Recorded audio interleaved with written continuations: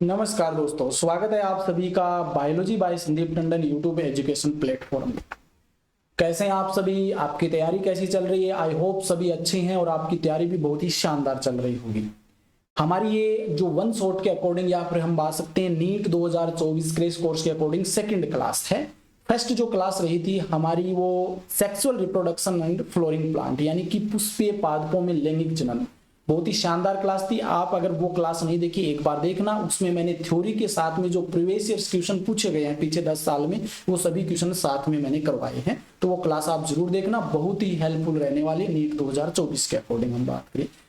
ये क्लास है human reproductive system, जो कि आपके 12th क्लास का चैप्टर नंबर 2 है। ठीक है, और ह्यूमन रिप्रोडक्टिव सिस्टम, मानव जनन तंत्र, इसके अकॉर्डिंग पूरा का पूरा चैप्टर डिस्कस करेंगे। और साथ में जो प्रीवियस ईयर क्वेश्चन है, पीछे आपके नीट के एग्जाम में कौन कौन से क्वेश्चन पूछे गए हैं वो भी यहाँ पर डिस्कस करने वाले हैं। देखिए ये आपके नीट 2024 के लिए बहुत ही महत्वपूर्ण रहने वाले हैं। एक ही वीडियो के अंतर्गत हम पूरा का पूरा यहाँ पर लेक्चर डिस्कस करेंगे। अगर इसके अलावा और इंपॉर्टेंट क्वेश्चन आपको देखने हैं तो इस जो आपकी लेक्चर सीरीज है या रिवीजन सीरीज है, इसके बाद में एक और सीरीज लेकर के आने वाला हूं, जिसमें हम 5-6 टॉपिक को मिलाकर के लगभग 70-80 क्वेश्चन बनाएंगे और वो क्वेश्चन भी हम इसी प्रकार डिस्कस करेंगे। पहले हम ये क्या कर लेते हैं, रिवीजन कर लेते हैं। तो आगे देखते हैं हम क्या क्या पढ़ने वाले हैं। ये आपका चैप्टर नंबर 2 है क्लास 12th का, जिसमें हम देखिए ह्यूमन रिप्रोडक्टिव सिस्टम डिस्कस करेंगे, मानव जनन तंत्र, फिर गैमेटोजेनेसिस युग्मक जनन, जिसमें हम शुक्राणु जनन और अंड जनन दोनों को हम डिस्कस करेंगे। फर्टिलाइजेशन निषेचन की हम बात करेंगे इसके अंतर्गत, और ये आपकी न्यू एनसीईआरटी में दे नहीं रखा है तो इसको हम डिस्कस नहीं करेंगे। इसके अलावा हम बात करें ह्यूमन एम्ब्रियोनिक डेवलपमेंट, मानव भ्रूणीय विकास, इसको हम यहाँ पर डिस्कस करेंगे। पार्चुरेशन प्रसव और लैक्टेशन दुग्ध श्रावण, ये जो मेन टॉपिक है जहां से कौन कौन से क्वेश्चन बने और साथ में थ्योरी हम इस क्लास के अंतर्गत डिस्कस करने वाले हैं। आप सभी लोग जानते हैं, अच्छे से आप तैयारी कर चुके ही हैं। अब लास्ट समय क्या होता है, मेन रिवीजन का होता है, और रिवीजन के लिए बेस्ट जो साधन होता है वो एनसीईआरटी की बुक होती है। और पूरे के पूरे जो नोट्स यहाँ पर मैंने तैयार किए हैं वो एनसीईआरटी बेस्ड हैं, और इस प्रकार की शानदार अट्रैक्टिव पीपीटी के रूप में आपके लिए मैं लेकर के आया हूं। चलो स्टार्ट करते हैं। सबसे पहले हम बात करते हैं ह्यूमन रिप्रोडक्टिव सिस्टम, मानव जनन तंत्र।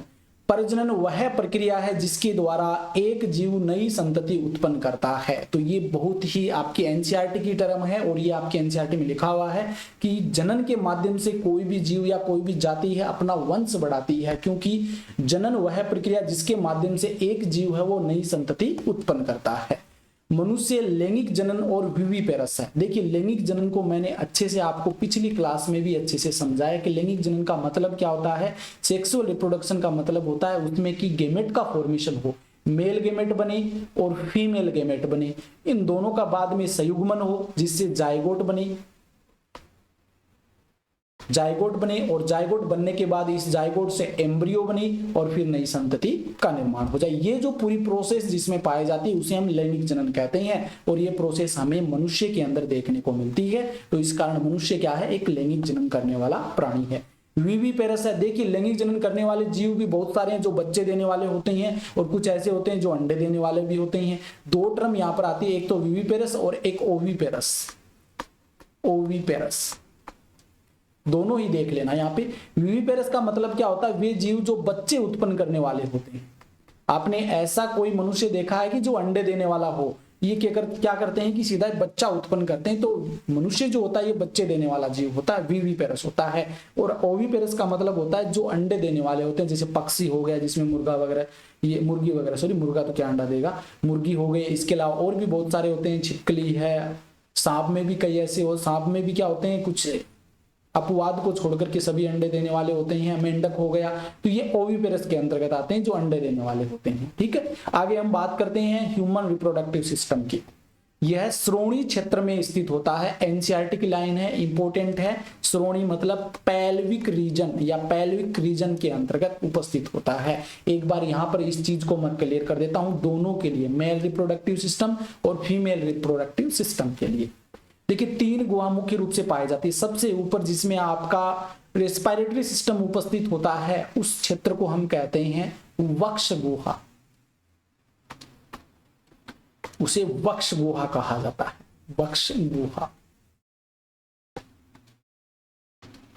इसे वक्ष गुहा कहते हैं। इसके क्षेत्र के नीचे उपस्थित होता है आपका, जिसके अंतर्गत डाइजेस्टिव सिस्टम उपस्थित होता है, उसे उदर गुहा कहते हैं, उदर गुहा या अब्डोमिनल कैविटी। ठीक है, और इस अब्डोमिनल कैविटी के नीचे पाया जाता है आपका श्रोणी क्षेत्र, पैल्विक रीजन। ये इधर लिख देता हूं, पैल्विक रीजन या इसे श्रोणी गुहा कह देते हैं, श्रोणी गुहा।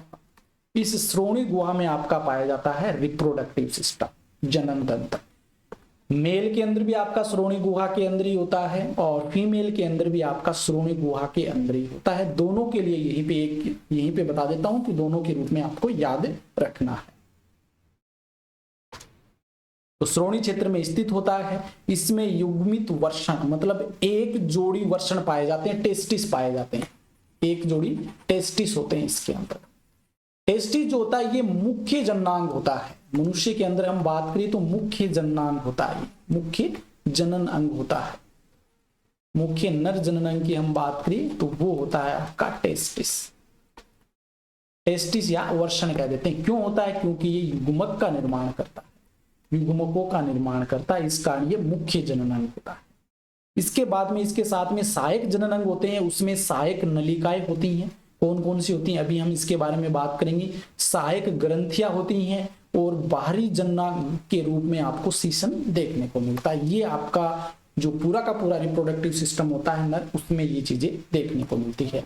तो एक बार यहाँ पर हम इन चीजों को देख लेते हैं कि कौन कौन सा होता है। सबसे पहले हम वर्षण की बात की। देखिए ये जो होता है गोलाकार, इसे हम वर्षण कहते हैं, टेस्टिस कहते हैं। एक चीज ध्यान में रखिए, टेस्टिस होता कहाँ है। देखिए यहाँ पर समझा देता हूं मैं ये चीज, टेस्टिस कहाँ होता है। दोनों टांगों के मध्य क्या होता है कि यहाँ पर वर्षण कोष पाए जाते हैं, यहाँ दोनों टांगों के मध्य। अब ये एक क्वेश्चन ये बन जाता है कि ये वर्षण कोष यहाँ पर क्यों उपस्थित होते हैं, क्योंकि हमारी बॉडी का टेम्परेचर होता है लगभग 37 डिग्री सेंटीग्रेड होता है, और जो कि हमारे वर्षण के अंदर या फिर कह सकते हैं शुक्राणुओं के निर्माण के लिए टेम्परेचर अनुकूल नहीं होता है। इस कारण इससे लगभग 2 से 2.5 डिग्री सेंटीग्रेड कम टेम्परेचर होता है वर्षण कोष का। इस कारण ये जो वर्षण होते हैं लगभग आपकी भ्रूणी अवस्था के अकॉर्डिंग ये इसके अंतर्गत चले जाते हैं, इसके अंदर। ठीक है, वर्षण कोष जो होता है, वर्षण कोष की संरचना किस प्रकार की होती है एक बार यहीं पे समझा देता हूं, क्योंकि आगे आपको ज्यादा इसके अंदर उलझने की जरूरत नहीं पड़ेगी। ठीक है ना, वर्षण कोष की संरचना मैं यहीं पे बता देता हूं। ये मान लीजिए आपका वर्षण कोष है। इस वर्षण कोष में सबसे बाहर की जो लेयर होती है उसमें एक आपको मस्क्यूलर लेयर देखने को मिलती है, मस्क्यूलर लेयर। इस मस्कुलर लेयर को क्या कहते हैं? डार्टोस्पेसी कहते हैं, डार्टोस्पेसी। ये डार्टोस्पेसी क्या काम करती है? ये करती है इन अंदर के टेम्परेचर को मेंटेन करने का काम करती है। इसके अंदर पाया जाता है वर्षण। ये आपका वर्षण हो गया, टेस्टिस हो गया। टेस्टिस जो होता है ये नीचे से एक धागेनुमा संरचना के द्वारा जुड़ा रहता है, धागेनुमा संरचना के द्वारा जुड़ा रहता है। इससे हम गुबर्नेकुलम कहते हैं, गुबर्नेकुलम कहा जाता है। ये आपके एनसीईआरटी में नहीं दे रखी, लेकिन यहाँ पे समझ लेना, ये चीज बहुत ही महत्वपूर्ण है। गुबर्नेकुलम इसे कहा जाता है। अब क्या होता है कि जो वर्षण होता है उसमें भी तंत्रिकाएं चाहिए, संवेदनशील हमें चाहिए, मस्तिष्क को इसका ज्ञान होना चाहिए कि वर्षण में क्या क्या हो रहा है। इसको ब्लड भी सप्लाई होने के लिए ब्लड भी चाहिए। यहाँ पर सेल्स पाई जाती है तो वो CO2 O2 ऑक्सीजन लेती है, CO2 निकालती है, तो उसके भी ट्रांसफर के लिए हमें यहाँ पे ब्लड वेसल्स चाहिए। तो यहाँ से ब्लड वेसल्स है, तंत्रिका है, या फिर जो यहाँ से वासा डिफरेंस निकलती है वो, इस निकलने के लिए यहाँ पर एक केनाल पाई जाती है जिसे हम वक्षण नाल कह देते हैं। वक्षण नाल या इंगुइनल केनाल इसे कहा जाता है। ठीक है, ये थोड़ा सा आप इसकी स्ट्रक्चर है वो ध्यान में रख लेना। इस प्रकार की संरचना होती है। अंदर की जो संरचना आपकी टेस्टिस की वो अभी हम आगे पढ़ने वाले। ठीक है, चलो देखते हैं आगे। अब यहाँ पर जितने भी आपके सहायक जननांग और जो मुख्य जननांग है वो सभी यहाँ पर इस स्ट्रक्चर के माध्यम से एक बार समझ लेते हैं। टेस्टिस मैंने बता दिया जो कि मुख्य जननांग होता है, मुख्य जनन अंग होता है। अब देखिए मुख्य जनन टेस्टिस, टेस्टिस में क्या होता है कि छोटे छोटे लोब पाए जाते हैं। इस प्रकार से, इस प्रकार से बहुत सारे लोब होते हैं। ये देखिए, ये मान लीजिए टेस्टिस है और इसके अंदर ये लोब बन गए। ये ले लेते हैं, थोड़ा सा मोटा देखिए, ये लोब बन गए। इनको कहते हैं टेस्टिकुलर लोब। ठीक है, टेस्टिकुलर लोब कहा जाता है, टेस्टिकुलर। ये जो टेस्टिकुलर लोब होते हैं इनमें कुछ महीन पतली पतली इस प्रकार से 2 से 3 संख्याओं में क्या पाई जाती है, नलिकाएं पाई जाती है। ये नलिकाएं होती हैं, इन नलिकाओं कहते हैं शुक्र जनन नलिकाएं। शुक्र जनन नलिकाएं सेमनीफेरस ट्यूबुल कहा जाता है, शुक्र जनन नलिकाएं कहा जाता है। ठीक है, ये शुक्र जनन नलिकाएं आकर के सभी क्या करती है, इस एक स्थान पर आकर के खुलती है पतली नलिकाओं के माध्यम। जिस स्थान पर आकर ये खुलती है उस स्थान पर जो नलिकाएं हैं इन सभी को मिलाकर के कहा जाता है रेटे टेस्टिस। रेटे टेस्टिस इसे कहा जाता है। ठीक है, ये समझाने की इसलिए आपको पहले समझा रहा हूं क्योंकि यहां से कहां से नलिकाएं निकलती है ये हमें पता नहीं, तो फिर समझने का क्या फायदा है। देखिए यहाँ पर ये टेस्टिकुलर लोब है, यहाँ से 2 से 3 प्रत्येक टेस्टिकुलर लोब में शुक्र जनन नलिका सेमनीफेरस ट्यूबुल्स पाई जाती है। ये सेमनीफेरस ट्यूबुल्स यहाँ पर क्या होती है, ये जो क्षेत्र है यहाँ पर नलिकाओं के माध्यम से इसमें खुलती है और इसे कहते हैं रेटे टेस्टिस। अब रेटे टेस्टिस जो होता है ये पतली नलिकाओं के माध्यम से यहाँ से निकल करके एपिडिडाइमिस में खुल जाता है और इन पतली नलिकाओं को हम कहते हैं लगभग 20 से 30 होती है जो कुंडलित नलिकाएं होती है, इन्हें वासा इफ्रेंसिया कह देते हैं, वासा इफ्रेंसिया। ठीक है, अब वासा इफ्रेंसिया जाकर के एपिडिडाइमिस में खुल जाती है। ये एपिडिडाइमिस जो होता है एक लंबी कुंडलित नलिका होता है, यहाँ से स्टार्ट होकर के यहाँ तक होती है। ठीक है, यहाँ से कुंडलित होती हुई आगे का भाग चौड़ा होता है, फिर पतला और फिर और पतला हो जाता है। एपिडिडाइमिस जाकर के खुलती है किसमें, वासा डिफरेंस के अंदर खुलती है, जिसे हिंदी में कहते हैं शुक्रवाहिनी। शुक्रवाहिनी कहा जाता है। वासा डिफरेंस जो होती है ये यहाँ से निकल करके उधर ये इंगुइनल केनाल के माध्यम से उधर के अंदर चली जाती है और ये आपका जो यूरिनरी ब्लैडर होता है, मूत्राशय जो होता है, उसके नीचे जाकर के क्या होती है, जो सेमाइनल वेसिकल जो होती है। देखिए अभी ट्यूब के नाम बताइए मैंने, जिसे हम डक्ट कहते हैं, नलिकाएं कहते हैं। अभी हमने बात की थी ना नलिकाएं कितनी होती है, और एक यहाँ पर लिख देता हूं एक ग्रंथि, नलिकाएं ग्रंथि दोनों की हम बात करने वाले हैं। नलिकाएं जो होती है उसमें देखिए यहाँ पर एक रेटे टेस्टिस भी नलिका के रूप है, वासा इफ्रेंसिया है, एपिडिडाइमिस है, वासा डिफरेंस है, ये नलिकाएं हैं। तो कितनी होगी देखिए 1 2 3 4 और एक ही शुक्र जनन नलिका 5 हो गई टोटल, याद रख लेना ये। अब यहाँ पर जो सेमाइनल वेसिकल है ये क्या एक ग्रंथि है जिसे हम हिंदी में शुक्राशय कहते हैं, शुक्राशय। इससे एक नलिका निकलती है और ये नलिका जाकर के इस वासा डिफरेंस से जुड़ जाती है और वासा डिफरेंस से जुड़ने के बाद ये किसका निर्माण करती है, कहाँ पे लिखे, यहाँ लिख देते हैं ऊपर। ये निर्माण करती है एजाकुलेटरी डक्ट का, जिसे संकलन नलिका कहते हैं। संकलन नलिका जिसे कहा जाता है, संकलन नलिका। ठीक है, इस प्रकार से कितनी नलिकाएं हो गई, 6 हो गई संकलन नलिका।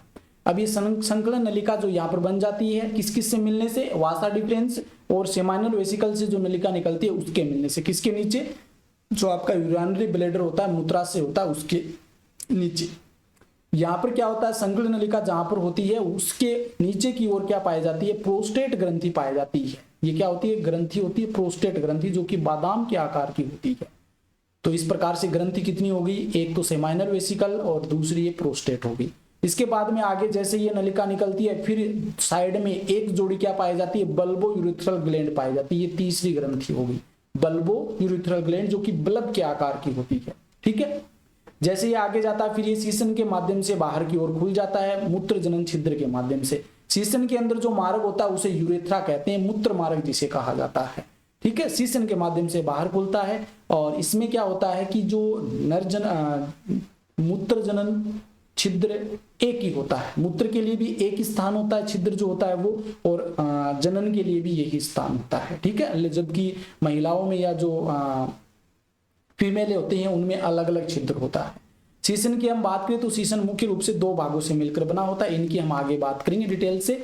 जिसके इसका आगे वाला जो खुला हुआ भाग होता है उसे ग्लांस पेनिस या सीसन मुंड कह देते हैं, और जो इस झिल्ली एक झिल्ली के द्वारा ढका रहता है उस झिल्ली को फोर स्किन या प्रीपुस झिल्ली कह देते हैं। तो ये चीज आपको ध्यान में रखनी है। कुछ नलिकाओं की हम बात करें तो इसमें यूरेथ्रा भी एक मार्ग के रूप में, नलिका के रूप में आ जाता है। ग्रंथि आपकी यहाँ पे 3 होती है, ये ध्यान में रख लेना। पूरा का पूरा मैंने यहाँ पे जो आपके रिप्रोडक्टिव सिस्टम में क्या क्या चीजें शामिल होती है वो मैंने अच्छे से समझा दिया। अब हम बात करते हैं आगे आपके एनसीईआरटी में क्या क्या लिखा हुआ है। देखिए, पेयर टेस्टिस होता है, मतलब एक जोड़ी क्या पाए जाते हैं, वर्षण पाए जाते हैं, एक जोड़ी वर्षण पाए जाते हैं। तो प्राथमिक लैंगिक जनन अंग होता है ये, प्राथमिक लैंगिक जनन अंग, जो क्या करता है, शुक्राणु और टेस्टोस्टेरोन का उत्पादन करता है। वेरी वेरी इंपॉर्टेंट लाइन है ये।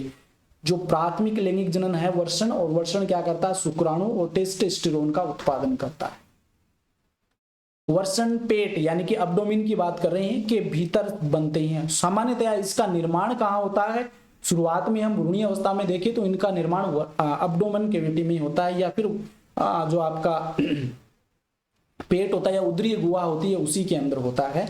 जन्म के तुरंत बाद या फिर गर्भावस्था के 8वें महीने में वे वक्षण नाल के माध्यम से वर्षण कोष में आ जाते हैं। ये इंपॉर्टेंट क्वेश्चन है, कौन से महीने में, लगभग गर्भावस्था का जो 8वां महीना लगता है, 9 महीने में तो जन्म होता है, लेकिन 8वें महीने के अंदर क्या होता है, वो वक्षण नाल के माध्यम से दोनों टांगों के मध्य जो वर्षण कोष होता है, स्क्रोटम सैक होता है, उसके अंदर आ जाते हैं। वर्षण कोष का कम तापमान शरीर के तापमान से लगभग 2 से 2.5 डिग्री सेल्सियस कम होता है। तो वर्षण कोष का जो कम तापमान होता है ये क्या करता है, वर्षण के समुचित कार्य और शुक्राणु जनन के लिए अनुकूल होता है। ये चीज मैं आपको बता चुका हूं पहले, और यहां से क्वेश्चन बन सकता है कि वर्षण कोष का जो टेम्परेचर होता है ये हमारी बॉडी के टेम्परेचर से लगभग 2 से 2.5 डिग्री सेल्सियस कम होता है, जो कि वर्षण के समुचित रूप से कार्य करने के लिए और साथ में शुक्राणु जनन के लिए, गेमेटोजेनेसिस या स्पर्मेटोजेनेसिस के लिए अनुकूल होता है। प्रत्येक वर्षण में लगभग 250 कक्ष होते हैं। देखिए मैंने आपको बताया था, एक बार दोबारा से यहाँ पे बता देता हूं, आगे हम इसको और डिस्कस कर लेंगे। ये इधर बना दिया क्या मैंने, एक मिनट इधर बना देता हूं। ये देखिए ये कंपार्टमेंट में बना होता है, लगभग 200 से 250 दोनों के अंदर हम बात करें तो ये जो कंपार्टमेंट होते हैं इनको कहते हैं टेस्टिकुलर लोब्यूल या वर्षण लोब्यूल्स कहा जाता है। टेस्टिकुलर लोब इन्हें हम कहते हैं। ठीक है, आगे देखिए, प्रत्येक वर्षण अंडाकार आकार का होता है। ये हम बात कर ली, अंडाकार आकार का होता है और इसकी लंबाई लगभग 4 से 5 सेंटीमीटर होती है, चौड़ाई 2 से 3 सेंटीमीटर होती है। 2011 में क्वेश्चन बना है। प्रत्येक लोब्यूल्स में 1 से 3 कुंडलित सेमिनिफेरस नलिकाएं होती हैं, शुक्र जनन नलिकाएं जिसे हम कहते हैं, और ये आपके वर्षण की संरचनात्मक एवं क्रियात्मक इकाई कहलाती है, क्योंकि इसी में शुक्राणु का निर्माण होता है। शुक्राणु का निर्माण है वो इसी सेमिनिफेरस नलिका के अंतर्गत होता है। तो यहाँ पर क्या होती है, प्रत्येक लोब्यूल्स में 2 से 3 क्या पाई जाती है, कुंडलित नलिकाएं पाई जाती है। किसी में 2 होती है, किसी में 3 होती है। ये जो नलिकाएं होती है 1 से 3 होती है, मतलब ये 250 हो गए, तो इसको 3 से मल्टीप्लाई कर तो लगभग 700 750 के समथिंग क्या होते हैं, शुक्र जनन नलिकाएं। आगे देखिए, सेमिनिफेरस नलिका आंतरिक रूप से स्पर्मेटोगोनिया नर जनन कोशिका, या इसे हम कहते हैं नर जनन कोशिका, इसे हम कहते हैं male reproductive male germ cells या मादा जनन कोशिका भी, मेल रिप्रोडक्टिव सेल्स भी इसे हम कहते हैं, या फिर हम कह सकते हैं स्पर्मेटोगोनिया इसे कहा जाता है। ठीक है, स्पर्मेटोगोनिया नर जनन कोशिका और सर्टोली कोशिकाओं के साथ पंक्तिबद्ध होता है। देखिए सेमिनिफेरस नलिका की हम स्ट्रक्चर की बात करें तो इस प्रकार की संरचना होती है। इसको यहां पर मैं बना करके बता देता हूं। देखिए एक ये हो गई सेमिनिफेरस नलिका, एक ये हो गई, ये 3 नलिकाएं हमने बना ली। ठीक है, इस सेमिनिफेरस नलिका की यहाँ पर कुछ सेल्स पाई जाती हैं, कुछ बड़ी कोशिकाएं होती हैं जो कि अलग आकार में बना देंगे। ठीक है, आगे इनकी संरचना मैंने वैसे भी ऐड की है। ठीक है ना, इसी प्रकार से इसमें होता है।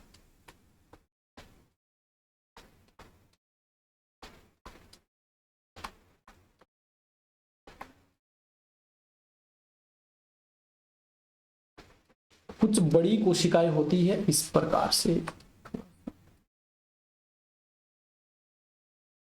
ये जो अलग कलर में बना रहा हूं ना, ये कुछ बड़ी कोशिकाएं बड़े आकार की होती है।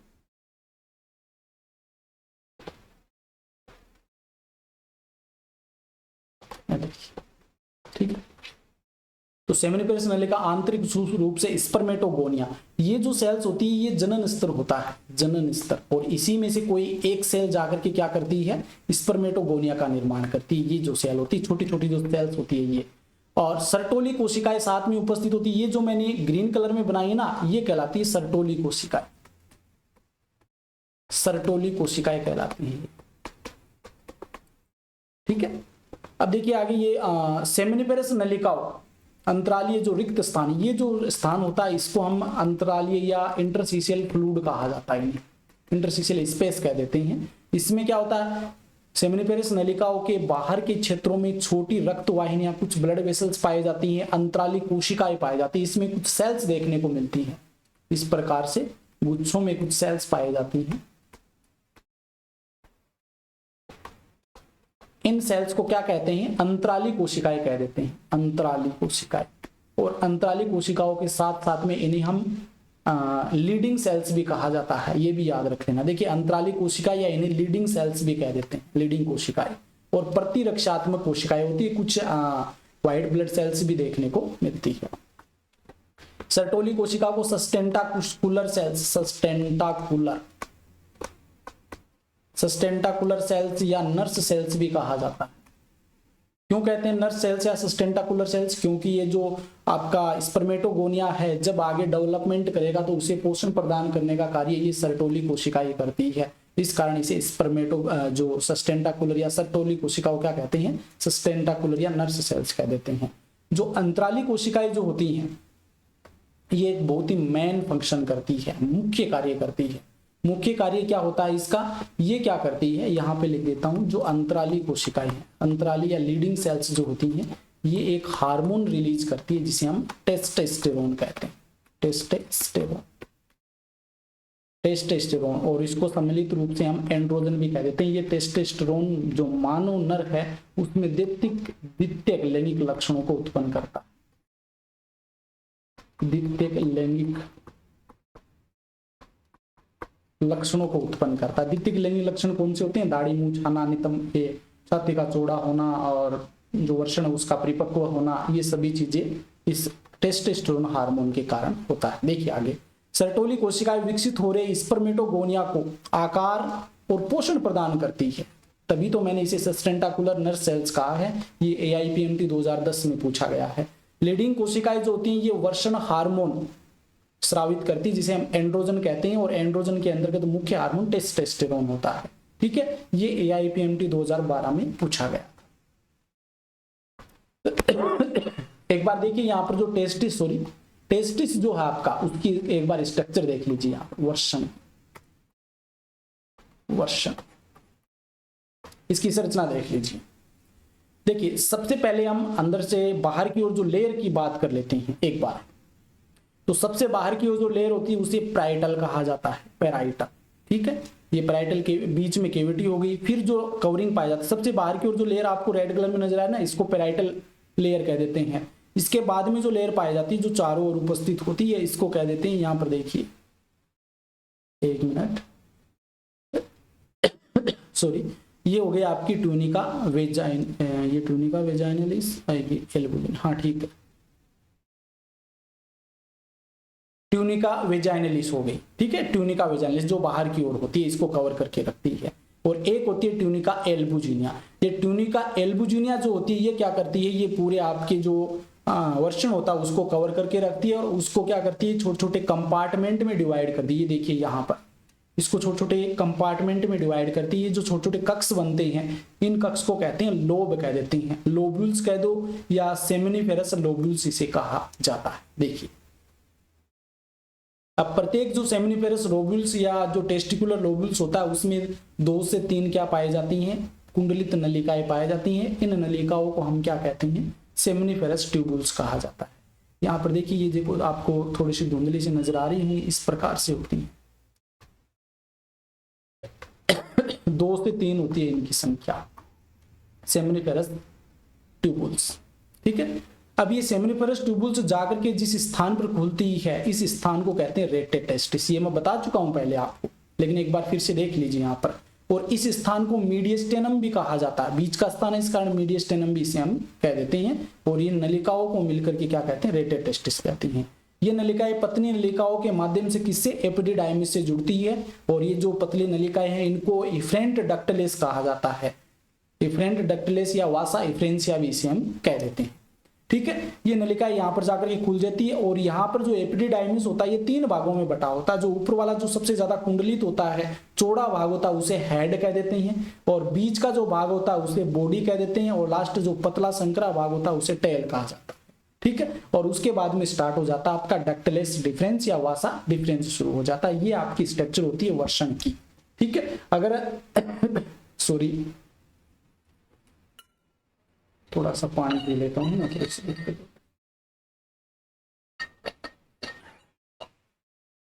ये देखिए, अगर आपकी क्लास है ना ये उस प्रकार से होती बिना रिवीजन, तो मैं इस डायग्राम को आपको बना करके अच्छे से समझा सकता था, लेकिन आप विश्वास रखिए अगली बार जब भी हम ऐसे क्लास लेंगे तो लगभग 5-6 क्लास में हम इस चैप्टर को पूरा करेंगे, तो उसमें अच्छे से आपको समझाऊंगा। चलो अब आगे स्टार्ट करते हैं, आगे क्या क्या होता है।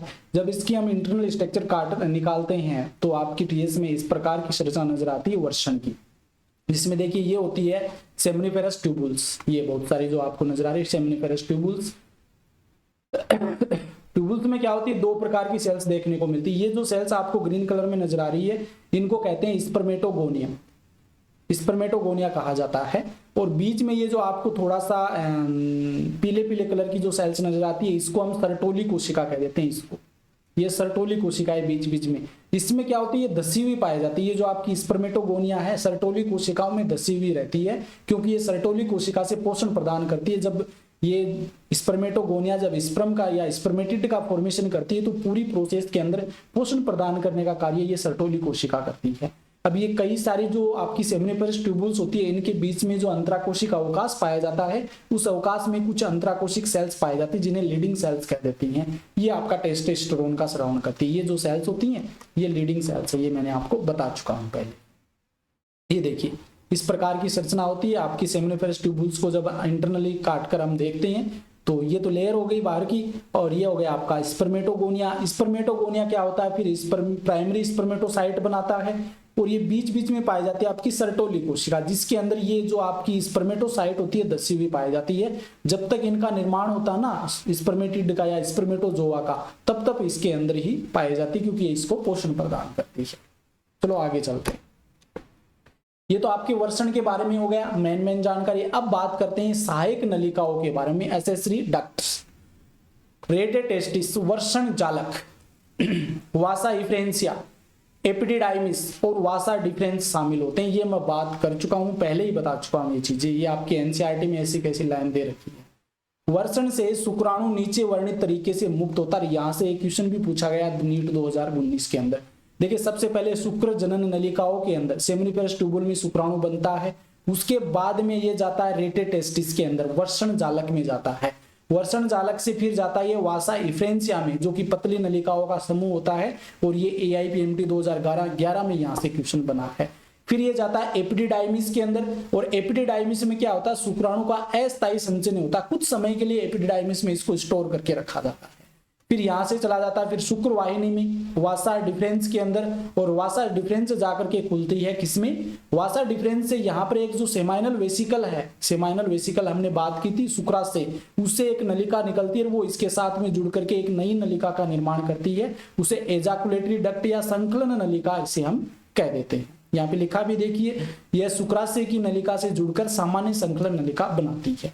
ये संकलन नलिका जाकर के यूरेथ्रा मूत्र मार्ग के अंदर खुल जाती है, और फिर जो मूत्र जनन छिद्र है यूरेथ्रल मीटस, उसके माध्यम से पिनस जो आपका सीसन होता है उसके मार्ग निकल जाता है। तो ये पूरा एक मार्ग होता है आपकी शुक्राणु के मूवमेंट करने का या गति करने का। शुक्र जनन नलिका से मूत्र मार्ग तक किस प्रकार से शुक्राणु जाता है। तो ये क्वेश्चन बना है 2019 में, फिर से भी बन सकता है, याद रखें। इसमें देखिए ग्रंथि कौन कौन सी होती है, एक प्रोस्टेट ग्रंथि होती है, शुक्राशय की एक जोड़ी पाई जाती है सेमाइनल वेसिकल की, काउपर ग्रंथि की एक जोड़ी होती है, काउपर ग्रंथि जो बल्बो यूरिथ्रल ग्लैंड है उसकी हम बात कर रहे हैं तो उसकी भी एक जोड़ी होती है। इनका जो सामूहिक स्राव है, सभी जो ग्रंथियां मिलकर के जो स्रावित करती है सेमाइनल प्लाज्मा जिसे हम कहते हैं, उसके अंदर फ्रक्टोज पाया जाता है, फ्रक्टोज, कैल्शियम और कुछ एंजाइम है वो उपस्थित होते हैं। देखिए फ्रक्टोज जो होता है वो स्पर्म को गति करने के लिए ऊर्जा प्रदान करता है, इसके अलावा कैल्शियम होता है और कुछ एंजाइम भी उपस्थित होते हैं। सेमाइनल प्लाज्मा जिसमें देखिए स्पर्म होता है, शुक्राणु तो होता ही है, और इसके साथ में एक मिनट देखिए यहाँ पर थोड़ा सा आप ध्यान में रख लेना, जो सीमन होता है वीर्य, वीर्य का निर्माण जो होता है वो दो प्रकार से, एक तो सेमाइनल प्लाज्मा जो देखिए यहाँ पे मैंने बताया, जिसमें सभी ग्रंथियां मिलकर के जो स्रावित करती है पदार्थ, उसे हम सेमाइनल प्लाज्मा कहते हैं। और शुक्राणु ये शुक्रजन नलिकाओं के माध्यम से बनकर आते हैं, ये दोनों मिलकर के सीमन यानी कि वीर्य का निर्माण करते हैं। वही चीजें है यहाँ पर मैं दोबारा से बताना फिलहाल देखिए जरूरी नहीं समझता, क्योंकि ये रिवीजन क्लास है, कभी दोबारा से हम इसको डिटेल से पढ़ेंगे। ये थोड़ा सा देख लेना। देखिए सबसे आगे वाला जो एपिडिडाइमिस का भाग है उसको कैप्ट एपिडिडाइमिस कहते हैं, बीच का जो भाग होता है उसके कॉर्पस एपिडिडाइमिस कह देते हैं, और सबसे जो पीछे का भाग होता है सबसे पतला उसे कोडा एपिडिडाइमिस कहते हैं। तो ये तीनों ही ध्यान में रख लेना, ठीक है। सबसे बाहर की लेयर है टेस्टिस की, वो ट्यूनिका वेजाइनलिस, और फिर अंदर होती है ट्यूनिका एल्बुजिन। देखिए आगे सेमाइनल प्लाज्मा के कार्य क्या होते हैं। पहला कार्य क्या है, शुक्राणुओं के परिवहन के लिए मदद करना। शुक्राणु को परिवहन में क्या करती है, सहायता करती है। शुक्राणुओं को पोषक पदार्थों की आपूर्ति करते हैं, जो इसमें फ्रक्टोज वगैरह ये कैल्शियम है, ये कुछ पोषक पदार्थ उपस्थित होते हैं, वो शुक्राणुओं को प्रदान करने का काम है सेमाइनल प्लाज्मा से ही होता है। योनि की अम्लता को खत्म करने के लिए क्षारीयता प्रदान करते हैं। देखिए आप जानते हैं कि योनि का के अंदर क्या होता है, लैक्टिक अम्ल है वो पाया जाता है, कुछ बैक्टीरिया पाए जाते हैं लैक्टोज बैक्टीरिया, जो लैक्टिक अम्ल का निर्माण करते हैं, और इस कारण योनि का जो मार्ग होता है उसमें लैक्टिक अम्ल होता है, उसके अंदर क्या होता है, शुक्राणुओं को हानि हो सकती है। उस अम्लीय माध्यम को क्षारीय माध्यम में बदलने के लिए क्या होता है कि ये जो शुक्राणु या सीमेन होता है वीर्य, इसके अंदर कुछ इस प्रकार का मटेरियल होता है जो इसकी अम्लीयता को समाप्त कर देता है। काउपर ग्रंथियों का स्राव है वो सीसन को चिकनाई देता है, यानी कि जब संभोग की क्रिया होती है तो उसमें सीसन को चिकनाई या फिर कह सकते हैं स्मूथ बनाने के लिए, चिकना बनाने के लिए जो स्राव है वो काउपर ग्रंथियों के द्वारा या बल्बोयूरेथ्रल ग्लैंड्स के द्वारा किया जाता है, जिससे कि आराम से संभोग हो सके। एपिडिडाइमिस का स्राव है वासा डिफरेंस, सेमाइनल वेसिकल बोल दो या पुट्टिका, और प्रोस्टेट ग्रंथि का स्राव, ये शुक्राणु की परिपक्वता और गतिशीलता में सहायता करते हैं। देखिए यहाँ पर एपिडिडाइमिस जो होती है उससे भी कुछ मटेरियल का स्रावण होता है, वासा डिफरेंस से होता है, सेमाइनल वेसिकल जो होती है उससे शुक्राशय शुक्र रस का स्रावण करती है, प्रोस्टेट ग्रंथि के द्वारा स्रावित जो पदार्थ होता है ये सभी मिलकर के क्या करती हैं, शुक्राणु की परिपक्वता के लिए और साथ में उनकी गतिशीलता के लिए रिस्पॉन्सिबल होते हैं, उनमें सहायता करते हैं। थोड़ा सा गला खराब हो गया आज, दिक्कत हो रही है। अब बात करते हैं जो बाह्य जननांग होता है सीसन, उसकी बात कर लेते हैं। बाह्य जननांग सीसन यह उत्तेजक स्पंजी उत्तक से बना एक मैथुन अंग होता है, यानी कि संभोग या मैथुन करने की जो क्रिया होती है उसमें मुख्य भूमिका निभाने वाला अंग होता है। और उत्तेजक एक इरेक्टाइल टिश्यू का बना होता है ये सीसन। जब स्पंजी उत्तक रक्त से भर जाता है, इसमें कुछ इस प्रकार की संरचनाएं पाई जाती है जिसमें ब्लड भर जाता है, तो सीसन उत्तेजक अवस्था में आ जाता है, ठीक है, इरेक्ट हो जाता है। यह गर्भाधान की सुविधा प्रदान करता है। गर्भाधान मतलब जब संभोग करने की क्रिया के लिए ये सुविधा प्रदान करता है, और इस सीसन के माध्यम से उसमें क्या होता है, योनि के अंदर जो वीर्य है वो छोड़ा जाता है, और इस क्रिया को इनसेमिनेशन कह देते हैं, ठीक है, ये ध्यान में रख लेना, इनसेमिनेशन। सीसन के शंकु के आकार के सिरे को, सीसन का जो आगे का भाग होता है वो शंकु के आकार का होता है। देखिए यहाँ पर ये वाला जो भाग होता है सीसन के शंकु के आकार का जो भाग होता है, इसको ग्लांस पेनिस या सीसन मुंड कह देते हैं, सीसन मुंड कहा जाता है। देखिए आगे ये यूरेथ्रा हो गया, इसके ऊपर एक झिल्ली पाई जाती है ये वाली, इस झिल्ली को हम क्या कहते हैं, फोर स्किन कहते हैं, प्रीपुस झिल्ली कह देते हैं, प्रीपुस झिल्ली। और ये झिल्ली जिसके द्वारा जुड़ी रहती है उसको फ्रेनुलम कह देते हैं, तो ये थोड़ा सा ध्यान में रखना। तो सीसन की शंकु के आकार के सिरे को सीसन मुंड या ग्लास पेनिस कहा जाता है। ये प्रीपुस फोर स्किन प्रीपुस झिल्ली के द्वारा ढका होता है। तो ये सीसन के बारे में हो गया। सीसन के बारे में थोड़ी सी एक दो इंपॉर्टेंट चीज और वो और ध्यान में रख लेना। देखिए इसके अंदर देख लेना आपको क्या नजर आए, सीसन की जो टीएस है वो काट है, उसके अंदर देखते हैं तो इसमें देखिए आपको दो उत्तकों से मिलकर बना होता है, दो मुख्य उत्तक होते हैं। एक तो अच्छा गला खराब हो गया मेरा तो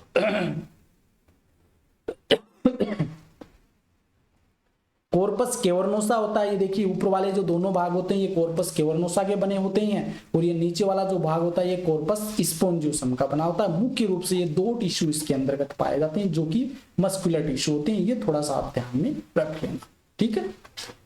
इतना आपके एनसीईआरटी के अंदर दिया हो। अब बात करते हैं हम फीमेल रिप्रोडक्टिव सिस्टम की। मेल रिप्रोडक्टिव सिस्टम के बारे में हो गया, गेमेटोजेनेसिस हम साथ में पढ़ेंगे दोनों के अंदर। अब फीमेल रिप्रोडक्टिव सिस्टम की हम बात कर लेते हैं। यह श्रोणि क्षेत्र में स्थित होता है। मैंने बताया श्रोणि क्षेत्र क्या होता है, दोबारा से यहाँ पे बताने की आवश्यकता नहीं है कि ये श्रोणि क्षेत्र या पेल्विक जो रीजन होता है, पेल्विक रीजन के अंदर पाया जाता है। इसमें अंडाशय जो कि मुख्य जननांग होता है, मुख्य मादा जननांग होता है, मुख्य मादा जननांग, मुख्य मादा जननांग जो होता है वो होता है अंडाशय यानी कि ओवेरी। क्यों होता है? क्योंकि अंडाशय अंडाणु का निर्माण करता है, ओवम का निर्माण करता है, इस कारण इसे मुख्य जननांग कहते हैं। इसके बाद में कुछ गौण नलिकाएं, सहायक नलिकाएं होती हैं, गौण कुछ ग्रंथियां होती हैं, सहायक ग्रंथियां होती हैं, और बाहरी जननांग की एक जोड़ी यहाँ पर उपस्थित होती है। बाहरी जननांग भी यहाँ पे पाए जाते हैं। तो ये सभी मिलकर के फीमेल रिप्रोडक्टिव सिस्टम का निर्माण करते हैं। चलो स्टार्ट करते हैं, देखते हैं। एक बार इस डायग्राम को समझने का हम प्रयास करते हैं। मुख्य जननांग की हमने बात की थी ओवेरी। ये देखिए एक जोड़ी ओवेरी पाई जाती है, एक इस साइड में और एक इस साइड में, ये ओवेरी हो गई, ठीक है। ओवेरी जो होती है इससे निकलते यहाँ पर कुछ अंगुलीनुमा उभार लिए हुए एक संरचना पाई जाती है जिसे हम फिम्बरी कह देते हैं। ये जो अंगुलीनुमा उभार लिए हुए संरचना होती है इसे फिम्बरी कहा जाता है। फिम्बरी आगे हम पढ़ने वाले हैं तो वहां पे नहीं बताऊंगा, यहीं पे समझ लेना। इसके बाद में ये जो एक नलिका रूपी संरचना है एक लंबी सी, इसको कहते हैं फेलोपियन ट्यूब या ओविडक्ट भी इसे कहा जाता है, ओविडक्ट भी कह देते हैं या फेलोपियन ट्यूब कहते हैं, ठीक है। फेलोपियन ट्यूब जाकर के किसमें खुलती है? ये वाली जो संरचना इसको यूटेरस या गर्भाशय कह देते हैं, गर्भाशय में जाकर के खुलती है। गर्भाशय के बाद में आगे की ओर यहाँ पर सर्विक्स उपस्थित होता है, ये वाला जो पार्ट होता है ये सर्विक्स हो गया, और सर्विक्स के नीचे ये लंबा सा भाग होता है, इसे वेजाइना कहते हैं। ये संरचना होती है आपकी फीमेल रिप्रोडक्टिव सिस्टम की। साइड ओवरव्यू देखें तो इस प्रकार से नजर आता है, देख लीजिए यहाँ पर ये ओवेरी हो गई, ठीक है। इसके बाद में ओवेरी के बाद में यहाँ पे गर्भाशय, रेक्टम, और ये सर्विक्स हो गया, ये यूरेथ्रा हो गया यहाँ पर। तो ये संरचना भी हमें यहाँ पर देखने को मिलती है, एक बार इसको भी आप देख लेना। सेम ये चीजें है और ये यहाँ पे दिखाई गई। तो अब इसका थोड़ा सा इसके बारे में देख लेते हैं और साथ साथ में और हम डिस्कस कर लें। युग्मित अंडाशय होता है, एक जोड़ी अंडाशय हमें देखने को मिलते हैं मादा के अंदर। प्राथमिक लैंगिक जनन अंग जो अंडाणु या फिर कह सकते हैं मादा युग्मक और स्टेरॉयड अंडाशय हार्मोन का उत्पादन करते हैं, जैसे कि एस्ट्रोजन और प्रोजेस्टेरोन, उसे हम क्या कहते हैं? प्राथमिक जननांग कहते हैं। और अंडाशय ऐसा काम करती है। अंडाशय क्या करती है? एक तो अंडाणु का निर्माण करती है, अंडाणु, और साथ में यहाँ पर प्रोजेस्टेरोन और एस्ट्रोजन जो मुख्य अंडाशय हार्मोन है उनका स्रावण भी इसी के द्वारा किया जाता है। तो इस कारण मुख्य जो जननांग होता है या प्राथमिक लैंगिक जननांग होता है वो अंडाशय होता है, जबकि नर के अंदर वर्षण होता है। प्रत्येक अंडाशय की लंबाई 2 से 4 सेंटीमीटर होती है। वे निचले पेट मतलब नीचे की तरफ, निचले पेट की दोनों तरफ स्थित होती हैं, दोनों साइड में होती है क्योंकि एक जोड़ी होती है। स्नायु बंधन यानी कि लिगामेंट के द्वारा श्रोणि की भित्ति जो पेल्विक रीजन होता है ना उसकी भित्ति और गर्भाशय से जुड़े होते हैं। देखिए यहाँ पर पीछे ये गर्भाशय रहा, इस गर्भाशय से यहां से जुड़ी रहती है, यहां से ये वाला जो। प्रत्येक अंडाशय एक पतली उपकला से ढका होता है, यानी कि चारों ओर एक पतली झिल्ली पाई जाती है जो अंडाशय की स्ट्रोमा को घेरती है। ना अंडाशय के अंदर 2 भाग होते हैं, अभी हम बात करेंगे स्ट्रोमा क्या होता है। अंडाशय की स्ट्रोमा को घेरती है। स्ट्रोमा में बाहरी भाग कोर्टेक्स कहलाता है और आंतरिक भाग मेडुला कहलाता है। देखिए ये जो बीच का पार्ट है ना इसको तो हम कहते हैं मेडुला, मेडुला, और जो बाहर की ओर जहां पर ये पुट्टक कोशिकाएं बनती है इसको हम कहते हैं कोर्टेक्स, ठीक है। ये थोड़ा सा आप ध्यान रखता हूं अगर, क्योंकि इसको हम समझेंगे आगे। आगे देखिए अंडाशय में कोशिकाओं के समूह होते हैं। अंडाशय के अंदर कोशिकाओं के बहुत सारी कोशिकाओं के समूह पाए जाते हैं जिन्हें हम अंडाशय पुट्टक कोशिकाएं कह देते हैं। और प्रत्येक पुट्टक कोशिका के अंदर एक अंडा उपस्थित होता है। प्रत्येक पुट्टक कोशिका में एक अंडा पाया जाता है। अंडाशय की हम इंटरनल स्ट्रक्चर देखें तो इस प्रकार की नजर आती है। देखिए ये बहुत सारी जो छोटी छोटी सेल्स नजर आ रही है ना यहाँ पे, इनको कहते हैं फॉलिकल या फिर कह सकते हैं पुटक कोशिकाएं कह देते हैं। यही कोशिकाएं आगे जाकर के क्या करती है, इसी प्रत्येक कोशिका के अंदर एक ओवम होता है और ये आगे जाके परिपक्व होकर के अंडे को बाहर निकालती है और खुद एक नई ग्रंथि का निर्माण कर लेती है। इसको हम आगे पढ़ेंगे, अभी नहीं देखेंगे क्योंकि आगे इसका बहुत ही इंपॉर्टेंट रोल है। सहायक नलिका, ये तो हमने बात कर ली अंडाशय का, अंडाशय के बारे में थोड़ा बहुत, ठीक है। अब बात करते हैं सहायक नलिका की बात करते हैं। तो सहायक नलिका में दो तो डिंब वाहिनी होती है। देखिए दो अंडाशय है तो दोनों अंडाशय से गर्भाशय से जोड़ने के लिए क्या होता है, दो ही डिंब वाहिनी या दो नलिकाएं होती हैं जो फॉलोपियन ट्यूब या ओविडक्ट कहलाती हैं। एक गर्भाशय होता है और इसके अंदर योनि और एक सर्विक्स शामिल होता है, ठीक है। फॉलोपियन नलिका की हम बात कर लेते हैं ओविडक्ट। प्रत्येक डिंब वाहिनी 10 से 12 सेंटीमीटर लंबी होती है, 10 से 12 सेंटीमीटर लंबी होती है। ये सीलिएटेड मस्कुलर होती है, सीलिया उपस्थित होती है बहुत सारी और मसल्स से बनी होती है। ट्यूबुलर स्ट्रक्चर होती है, नलिकाकार स्ट्रक्चर होती है और इसके 3 भाग होते हैं, ठीक है। 3 भाग कौन कौन से होते हैं, एक तो इनफंडिबुलम हो गया, दूसरा है एम्पुला और तीसरा है इस्थमस। एक बार ये तीनों भाग यहाँ पर देख लीजिए। देखिए ये वाला जो आगे वाला जो भाग होता है इसको हम, ये देखिए लिखा हुआ ना इनफंडिबुलम, ये जो अभी हमने बात की थी फिम्बरी, जो फिम्बरी वाला जो भाग है वो इनफंडिबुलम कहलाता है। बीच का जो भाग होता है ये एम्पुला हो गया और ये जो भाग होता है एम्पुला के बाद में इस्थमस कहलाता है, ठीक है। और फिर ये जुड़ जाते हैं आपके गर्भाशय से। इनफंडिबुलम की हम बात करें तो ये कीप के आकार की संरचना होती है जो कई अंगुली के समान प्रवर्धों की ओपनिंग होती है, यानी कि अंगुली के समान प्रवर्ध है उसके माध्यम से एक खुलती है। इन अंगुली के समान प्रवर्धों को हम क्या कहते हैं, फिम्बरी कह देते हैं।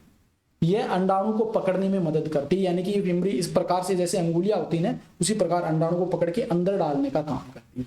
एम्पुला वाला भाग चौड़ा होता है, ठीक है। इस्थमस ये संकीर्ण भाग होता है, ये गर्भाशय से जुड़ता है, ठीक है। ये थोड़ा सा ध्यान में रखिए। ये मैंने आपको बता दिया कि ये एम्पुला, इस्थमस और ये इनफंडिबुलम, ये बीच वाला गर्भाशय हो गया, ठीक है। इसकी हम आगे बात करें। देखिए अभी बात कर ली ओविडक्ट की, अब गर्भाशय की और बात कर लेते हैं। यूटेरस या वोम्ब इसे कहा जाता है, सामान्य भाषा में हम इसे बच्चादानी इसे ही कह देते हैं। यह उल्टे नासपति के आकार का होता है, उल्टे नासपति के आकार का होता है। ये श्रोणी की भित्ति से जुड़े स्नायु बंधन द्वारा सपोर्टेड होता है। उल्टा नासपति जिस प्रकार से होता है उसी के आकार का होता है और जो पेल्विक रीजन होता है उसकी भित्ति से लिगामेंट के माध्यम से जुड़ा हुआ होता है। गर्भाशय के भी क्या होते हैं, 3 भाग होते हैं। एक तो अपर फंडस वाला भाग, मिडल बॉडी और टर्मिनल सर्विक्स होता है। देखिए एक बार इसकी स्ट्रक्चर मैंने शायद ऐड की है, यहाँ पे देख लेते हैं। ये देखिए ये वाला भाग फंडस हो गया, ये बीच में बॉडी हो गया, ठीक है, और नीचे ये वाला भाग सर्विक्स हो गया। ये 3 भाग होते हैं इसके। आगे देखिए गर्भाशय गिरवा योनि में खुलती है। ये देखिए गर्भाशय, ये जो गिरवा है ये आगे जाकर के इस वेजाइना या योनि में खुल जाती है। गर्भाशय एक संकीर्ण गर्भाशय गिरवा के माध्यम से योनि में खुलता है। गर्भाशय गिरवा की गुहा को सर्वाइकल केनाल कहते हैं। गर्भाशय जो गिरवा है उसकी जो गुहा होती है, ये जो गुहा होती है उसको सर्वाइकल केनाल कहा जाता है। जैसे सर्वाइकल केनाल है उसके साथ में वेजाइना मिलती है, इन दोनों को मिलाकर के बर्थ केनाल। देखिए जन्म नाल जो जिसे हम कहते हैं जन्म नाल कहा जाता है। एक तो सर्वाइकल केनाल होती है इसके अंदर और वेजाइना योनि, ये दोनों मिलकर के बर्थ केनाल का निर्माण करते हैं। अब देखिए आगे गर्भाशय की जो भित्ति होती है उसमें 3 परतें पाए जाते हैं। ये इंपॉर्टेंट है, तीनों परतें ही। एक तो पेरीमेट्रियम होती है, एक मायोमेट्रियम होती है और एक एंडोमेट्रियम होती है। सबसे बाहरी जो परत होती है जो कि पतली होती है उसे पेरीमेट्रियम कह देती हैं। पेरीमेट्रियम के अंदर होती है मायोमेट्रियम जो कि चिकनी पेशियों से, मांसपेशियों से बनी हुई मोटी परत होती है। और फिर होती है एंडोमेट्रियम जो कि आंतरिक ग्रंथियों और सैवनी परत होती है। ये क्या करती है, जब जो आगे हम बात करेंगे जो मासिक चक्र होते हैं ना, तो उसमें ये एंडोमेट्रियम होती है, ये नष्ट होती रहती है और बनती रहती है। देखिए यहाँ पर देख लेते हैं। सबसे बाहर की ओर तो होती है वो यहाँ पे दिखाई नहीं है जो कि पेरीमेट्रियम होती है। फिर ये जो मस्कुलर होती है ये होती है मायोमेट्रियम। और फिर ये अंदर की ओर थोड़ी सी ज्यादा पिंक आपको नजर आ रही है ना, यहाँ पे ये ब्लैक कलर में दिखा देता हूँ। ये जो होती है ये एंडोमेट्रियम होती है। तो 3 परत होती है, ठीक है। यहाँ तक आपको किसी प्रकार की दिक्कत है तो बताइए मेरे को कमेंट बॉक्स में लिख, कोई भी समस्या हो कमेंट बॉक्स में लिख देना, आप उसका रिप्लाई मैं कर दूँ। अब बात करते हैं वेजाइना यानी कि योनि की। यह मूत्र मार्ग और गुदा के बीच बाहरी भाग में खुलता है। मूत्र मार्ग और गुदा के बीच मैंने आपको पहले बताया कि जनन अंग है वो मादा में जनन अंग और मूत्र जनन अंग मेल के अंदर तो एक ही होता है और मादा के अंदर मूत्र निकालने का छिद्र और जनन करने का छिद्र अलग अलग होते हैं, जबकि मेल में एक ही होता है। योनि का ल्यूमेन एक ग्लाइकोजन युक्त श्लेष्म झिल्ली द्वारा पक्ति होता है। ग्लाइकोजन युक्त, देखिए मैंने बताया कुछ बैक्टीरिया पाए जाते हैं जो क्या करते हैं, लैक्टिक अम्ल का सिक्रेशन करते हैं। उसी प्रकार यहाँ पर क्या होता है, योनि का जो ल्यूमेन होता है, गुहा होती है, उसमें ग्लाइकोजन युक्त श्लेष्म झिल्ली द्वारा वो आवृत रहती है, जिसमें संवेदनशील पेपिला और बार्थोलिन ग्रंथियां पाई जाती है। योनि के अंदर क्या होता है, कुछ पेपिले, कुछ संरचनाएं पाई जाती हैं जो कि संवेदनशील होती हैं, और बार्थोलिन ग्रंथियां है वो इसमें पाई जाती है।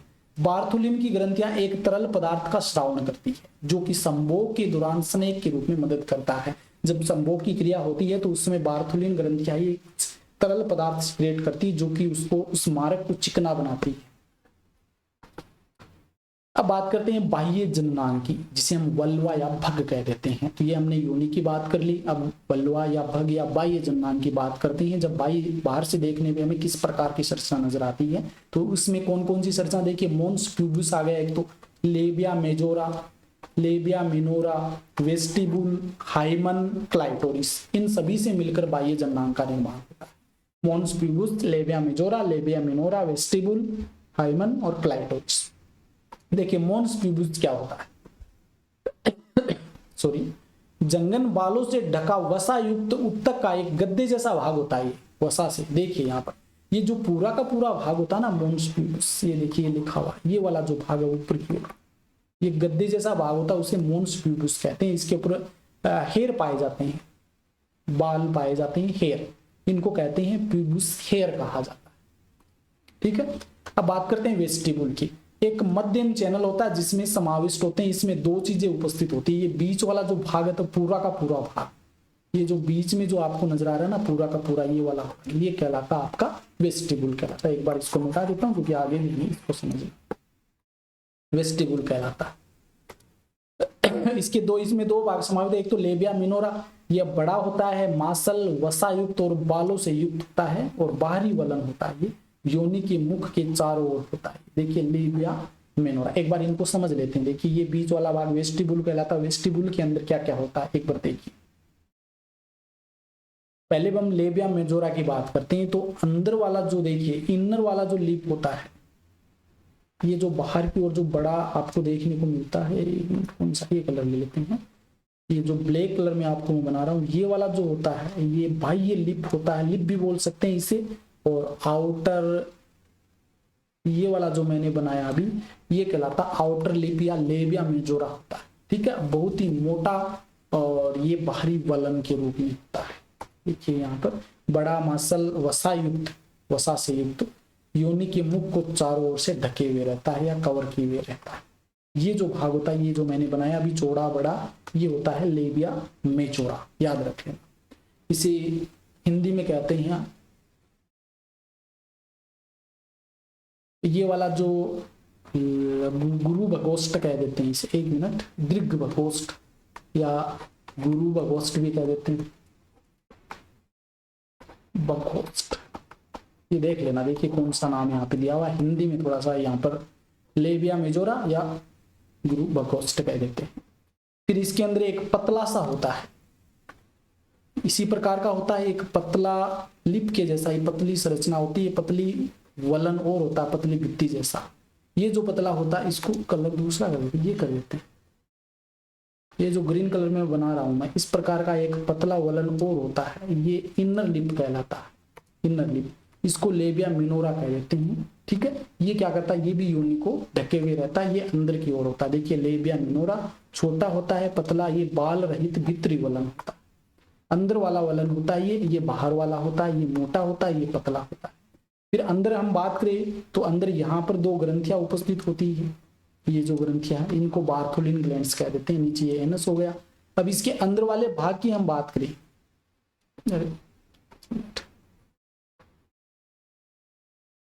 जो अंदर वाला भाग होता है, एक मिनट, यहाँ पर कलर एक दूसरा ले लेते हैं, व्हाइट। अंदर वाला जो भाग होता है, यहाँ पर एक ओपनिंग होती है, ये होती है यूरेथ्रा, जो मूत्र मार्ग होता है। ठीक है, और इसके बाद में यहाँ पर एक ओपनिंग और होती है जो कि थोड़ी लंबी खांच जैसी होती है, उसे वेजाइनल ओपनिंग कहते हैं। यहाँ पर वेजाइना खुलती है इसके माध्यम से, और ये आपकी मूत्र मार्ग या यूरेथ्रा हो गया। इसके ऊपर की ओर जो आपका लेबिया मेजोरा है उसके ऊपर एक अलग ही प्रकार की संरचना और देखने को मिलती है, जो कि अंगुली के जैसे प्रवर्ध के रूप में होती है। इसको क्लाइटोरिस कहते हैं। ये सीसन के समजात होता है क्योंकि सबसे ज्यादा संवेदनशील भाग होता है। तो ये हमने जो बाह्य जननांग है वो सभी हमने यहाँ पर डिस्कस कर लिए। एक बार दोबारा से मैं इसको फटाफट से रिव्यू कर देता हूँ क्या क्या होता है। देखिए, सबसे जो बाहरी मोटा वलन होता है उसको कहते हैं लेबिया मेजोरा, ठीक है। फिर भीतरी वलन जो होता है उसको लेबिया मिनोरा कहते हैं, ये अंदर वाला। इस भीतरी वलन के अंदर क्या क्या संरचना होती है, देखिए एक छिद्र होता है जो मूत्र मार्ग का के रूप में काम करता है, उसे यूरेथ्रा कह देते हैं। ये जो व्हाइट कलर में दिखाया मैंने, बीच में जो डार्क डार्क आपको नजर आ वो वेजाइना ओपन होती है। नीचे की ओर जो आपका लेबिया मेजोरा है उसके नीचे की ओर पाई जाती है बार्थुलिन ग्रंथियां। और जो आपका यहाँ पर लेबिया मिनोरा है इसके ऊपर की ओर एक अंगुलीनुमा संरचना वो देखने को मिलती है, इसे क्लाइटोरिस कहते हैं, जो सीसन का संजात होता है। ठीक है, यहां तक आपको क्लियर है, किसी प्रकार की दिक्कत नहीं होनी चाहिए। अब आगे देखते हैं हाइमन। हाइमन क्या होता है? ये एक झिल्ली होती है जो आंशिक रूप से योनि के मुख को कवर करके रखती है, योनि के मुख को ढक करके रखती है। ये अक्सर पहले संभोग के दौरान फट जाती है। जब पहली बार सेक्स करते हैं या संभोग करते हैं, सहवास करते हैं, तो उस समय ये फट जाती है।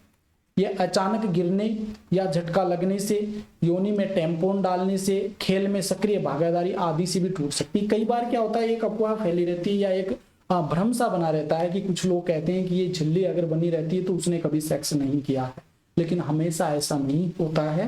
क्योंकि कई बार क्या होता है, जो खिलाड़ी वगैरह होते हैं तो उसमें कूदने से, झटका लगने से, या फिर जो साइकिल वगैरह चलाते हैं उनसे, या फिर हम कह सकते हैं कि जो एक्सरसाइज वगैरह करते हैं उनसे भी क्या होता है, ये झिल्ली फट जाती है। तो ये जरूरी नहीं होती है। ये मुख्य रूप से हम बात करें तो ये हाइमन झिल्ली है, ये नहीं दर्शाता कि इन्हें सेक्स किया है या नहीं किया है, तो ये उसका कोई प्रतीक नहीं है। ठीक है, इसके अकॉर्डिंग हम इसका पता नहीं लगा सकते। कुछ महिलाओं में सहवास के बाद भी हाइमन बना, कुछ ऐसी भी महिला होती है जो सहवास या संभोग कर लेती फिर भी उसमें हाइमन झिल्ली बनी रहती है। इसलिए हाइमन झिल्ली को कौमार्य का एक विश्वसनीय संकेतक नहीं माना जाता।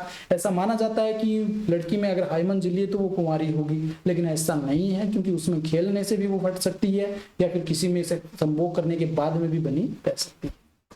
क्लाइटोरिस छोटी अंगुली की जैसी संरचना होती है। ये मूत्र मार्ग के छिद्र के ठीक सामने स्थित होती है और एक अत्यधिक संवेदनशील अंग होता है जो कि सीसन के समजात होता है, ये भी याद रख लेना। आगे हम बात करते हैं स्तन ग्रंथियों की। मेमरी ग्लैंड्स सभी महिलाओं में स्तनधारियों में क्या होती है, मुख्य विशेषता होती है। स्तन ग्रंथियों की एक जोड़ी में ग्रंथियां उत्तक और वसा में होती है। मतलब स्तन ग्रंथियां कितनी होती है, एक जोड़ी पाई जाती है। और इस एक जोड़ी स्तन ग्रंथियों में क्या क्या पाया जाता है, ग्रंथि उत्तक देखने को मिलती हैं, ग्रंथि उत्तक पाए जाते हैं और साथ में कुछ वसा टिश्यू भी देखने को मिलते हैं। प्रत्येक स्तन की ग्रंथियों के उत्तक, प्रत्येक स्तन की ग्रंथियों की जो उत्तक होते हैं उसमें 15 से 20 स्तन लोब पाए जाते हैं। देखिए ये संरचना भी मैंने लिखी है यहाँ पर। देखिए ये वाले जो यहाँ पे नजर आ रहे हैं इनको कहते हैं लोब। ये 12 से 20 के समथिंग लोब होते हैं। ये आपके एनसीईआरटी में 15 से 20 दे रखी है, जिसमें स्तन एल्यूलाई कोशिकाओं के समूह होते हैं। स्तन एल्यूलाई कोशिकाओं के समूह, देखिए बहुत सारे गुच्छे के रूप में कुछ सेल्स नजर आ रही हैं। ये देखिए ये लिखा है भी यहाँ पे, ये एल्यूलाई कोशिकाओं के समूह होते हैं बहुत सारे। एल्यूलाई की कोशिकाएं दूध का स्राव करती है और ये एल्यूलाई के ल्यूमेन में संग्रहित करती है। तो एल्यूलाई कोशिकाएं जो होती है इसमें बहुत सारी जो सेल्स होती है, ये देखिए बीच में मिल्क यहाँ पे मैंने लिखा भी है, देख लो यहाँ पे। तो ये बाहर की ओर जितनी भी सेल्स होती है ये क्या करती है, दुग्ध का स्रावण करती है। और ये बीच में जो गुहा होती है इसकी, ये गुहा, इस गुहा में क्या करती है, ये संग्रहित कर लेती है। आगे देखिए एल्यूलाई स्तन नलिका में खुलती है। स्तन नलिका, ये जो बहुत सारी जो है ना, ये क्या करती है, स्तन नलिका में जाकर के, ये जो है ये लैक्टेसिफेरस नलिका होती है। ये देखिए ये तो लैक्टेसिफेरस है, ये नहीं, इसकी हम बात नहीं कर रहे हैं। ये तो बहुत सारी नलिकाएं मिलकर के लैक्टेसिफेरस का निर्माण करती है। स्तन नलिका होती है, ये देखिए ये जो एल्यूलाई से जुड़ी हुई रहती है ना, मैं रेड कलर में बना रहा हूँ ये वाली, ये देखिए ये होती है स्तन नलिका। स्तन नलिका में खुलती है। प्रत्येक पाली की नलिकाएं मिलकर के स्तन, प्रत्येक पाली की जो नलिका है ना छोटे छोटे, ये सभी मिलकर के स्तन नलिका का स्तन वाहिनी का निर्माण करती है। ठीक है, वो जो प्रत्येक पाली की जो नलिकाएं हैं ये तो कहलाती है स्तन नलिका, जबकि ये सभी मिलकर के एक नलिका का निर्माण करती है, उसे कहते हैं स्तन वाहिनी। ठीक है ना, ये ध्यान में रख लेना क्या डिफरेंस है इसमें। कई स्तन नलिकाएं एक व्यापक स्तन एम्पुला बनाने के लिए जुड़ती है, जो लैक्टिसिफेरस लेक्टिफेरस वाहिनी यानी कि लेक्टिफेरस डक्ट का निर्माण करती है। ये देखिए इस स्ट्रक्चर में आपको पूरी की पूरी चीज समझ में आ जाएगी, क्योंकि यहां से एक क्वेश्चन भी बना है ये एनसीईआरटी। यहां से ये नलिकाएं निकलती है, ये कहलाती है आपकी स्तन नलिकाएं। ठीक है, ये सभी नलिकाएं मिलकर के किसका निर्माण करती है? स्तन वाहिनी का निर्माण करती है। और ये स्तन वाहिनी ये मिलकर के सभी जितने भी एल्वेलाई है इन सभी की नलिकाएं लास्ट में जाकर के जिसका निर्माण करती है उसको कहते हैं लेक्टिफेरस डक्ट कहते हैं। ये लेक्टिफेरस डक्ट जो होती है ये इसके माध्यम से क्या होता है, दूध को चूसा जाता है। ये नीट 2023 में यहां से क्वेश्चन बना है, नीट 2023। इसी लेक्टिफेरस डक्ट जो होती है ये आगे जाकर के जो आपका एम्पुला होता है उस भाग से जुड़ जाती है। ये देखिए इसमें ये नलिका के रूप में ये खुलती है। और ये लेक्टिफेरस डक्ट से क्या होता है, बच्चा जो होता है इसी से क्या करता है, सकिंग करता है, जिससे दूध को वो चूसता है। आगे देखिए अब युग्मक जनन की हम बात करते हैं, गेमेटोजेनेसिस। गोनाड में युग्मकों के निर्माण की प्रक्रिया क्या कहलाती है? गेमेटोजेनेसिस कहलाती है। गोनाड मतलब जो जनन अंग है उनमें युग्मकों के निर्माण की जो प्रक्रिया है उसे हम क्या कहते हैं? युग्मक जनन कहते हैं, गेमेटोजेनेसिस कहते हैं। दो प्रकार का होता है, एक तो शुक्राणु जनन यानी कि स्पर्मेटोजेनेसिस, जिसके अंदर स्पर्म का फॉर्मेशन हो उसे स्पर्मेटोजेनेसिस कहते हैं। एक होता है अंड जनन, ये फीमेल में होता है, इसे oogenesis भी कह देते हैं। और इसमें क्या होता है, अंडे का निर्माण होता है। अंडे के निर्माण की क्रिया क्या कहलाती है? अंड जनन कहलाती है। अब बात करते हैं शुक्राणु जनन की। तो यह वर्षण के शुक्र जनन नलिकाओं में शुक्राणुओं यानी कि स्पर्मेटोजोआ के निर्माण की प्रक्रिया है। शुक्राणु जनन क्या है कि वर्षण के अंदर शुक्र जनन नलिकाओं में शुक्राणु या फिर स्पर्मेटोजोआ के निर्माण की प्रक्रिया वो कहलाती है शुक्र जनन। और ये भी दो प्रकार की होती है, एक तो स्पर्मेटिड का निर्माण और एक स्पर्मियोजेनेसिस। स्पर्मेटिड का निर्माण का मतलब होता है स्पर्मेटिड का निर्माण हो जाता है, ये स्पर्म जो होता है ये परिपक्व नहीं होता है, इसमें कुछ कायांतरण होता है, कुछ परिवर्तन होते हैं। वो परिवर्तन इस स्पर्मियोजेनेसिस के माध्यम से होते हैं। अब बात करते हैं पहली जो प्रोसेस है स्पर्मेटिड का निर्माण। तो ये क्या होता है, स्पर्मेटोगोनिया जो होता है जिसे हम शुक्र जनन कोशिका कहते हैं, शुक्राणु जनन कोशिका या फिर अपरिपक्व नर जनन कोशिका भी इसे कहा जाता है। ये क्या करती है, स्पर्मेटिड का निर्माण करती है। यानी कि स्पर्मेटोगोनिया जो होता है, स्पर्मेटोगोनिया, इसमें कुछ विभाजन होते हैं जिसके माध्यम से ये स्पर्मेटिड का फॉर्मेशन करती है। स्पर्मेटिड, अब स्पर्मेटिड जो होता है ये स्पर्मेटिड शुक्राणु का निर्माण करता है, स्पर्म का निर्माण करता है। और ये जो यहाँ पर जो देखिए स्पर्मेटोगोनिया से स्पर्मेटिड बनने की प्रक्रिया ये तो कहलाती है स्पर्मेटिड का निर्माण या स्पर्मेटोजेनेसिस भी बोल सकते हैं।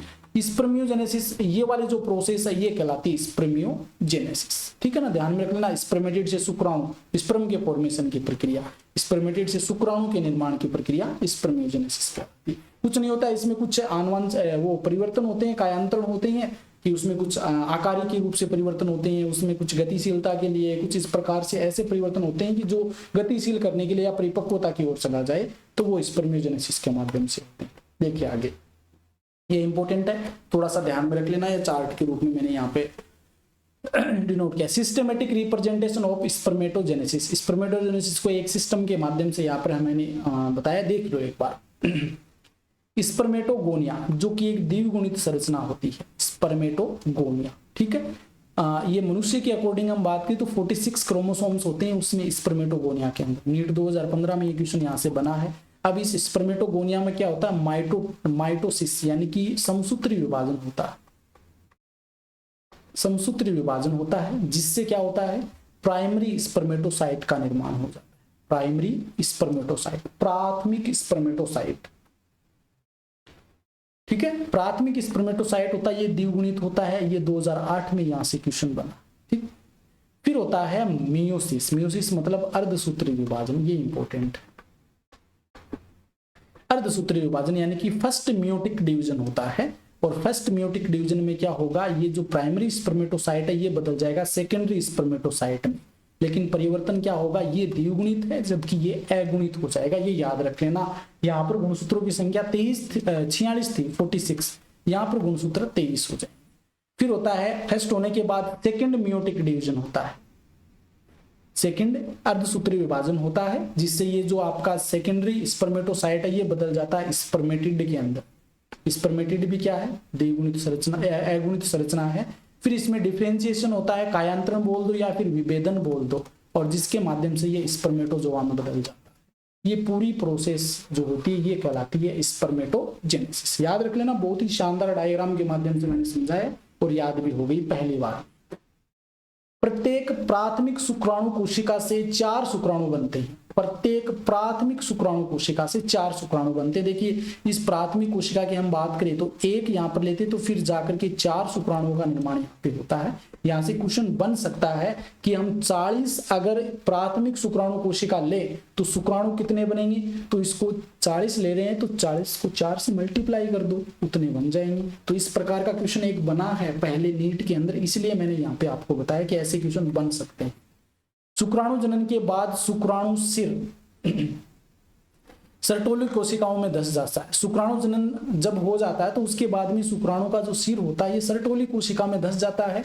फिर उन्हें सेमिनिफेरस नलिकाओं के ल्यूमेन में छोड़ दिया जाता है। देखिए पूरी शुक्राणु जनन की कोशिकाएं जो होती है ना, शुक्राणु जनन की जो पूरी प्रक्रिया होती है उस पूरी प्रक्रिया के अंदर जो आपका स्पर्मेटोगोनिया है इस सर्टोली कोशिका के अंदर धसा रहता है और फिर ये बाहर निकल जाता है जब पूरी शुक्राणु जनन की प्रक्रिया हो जाती है तब।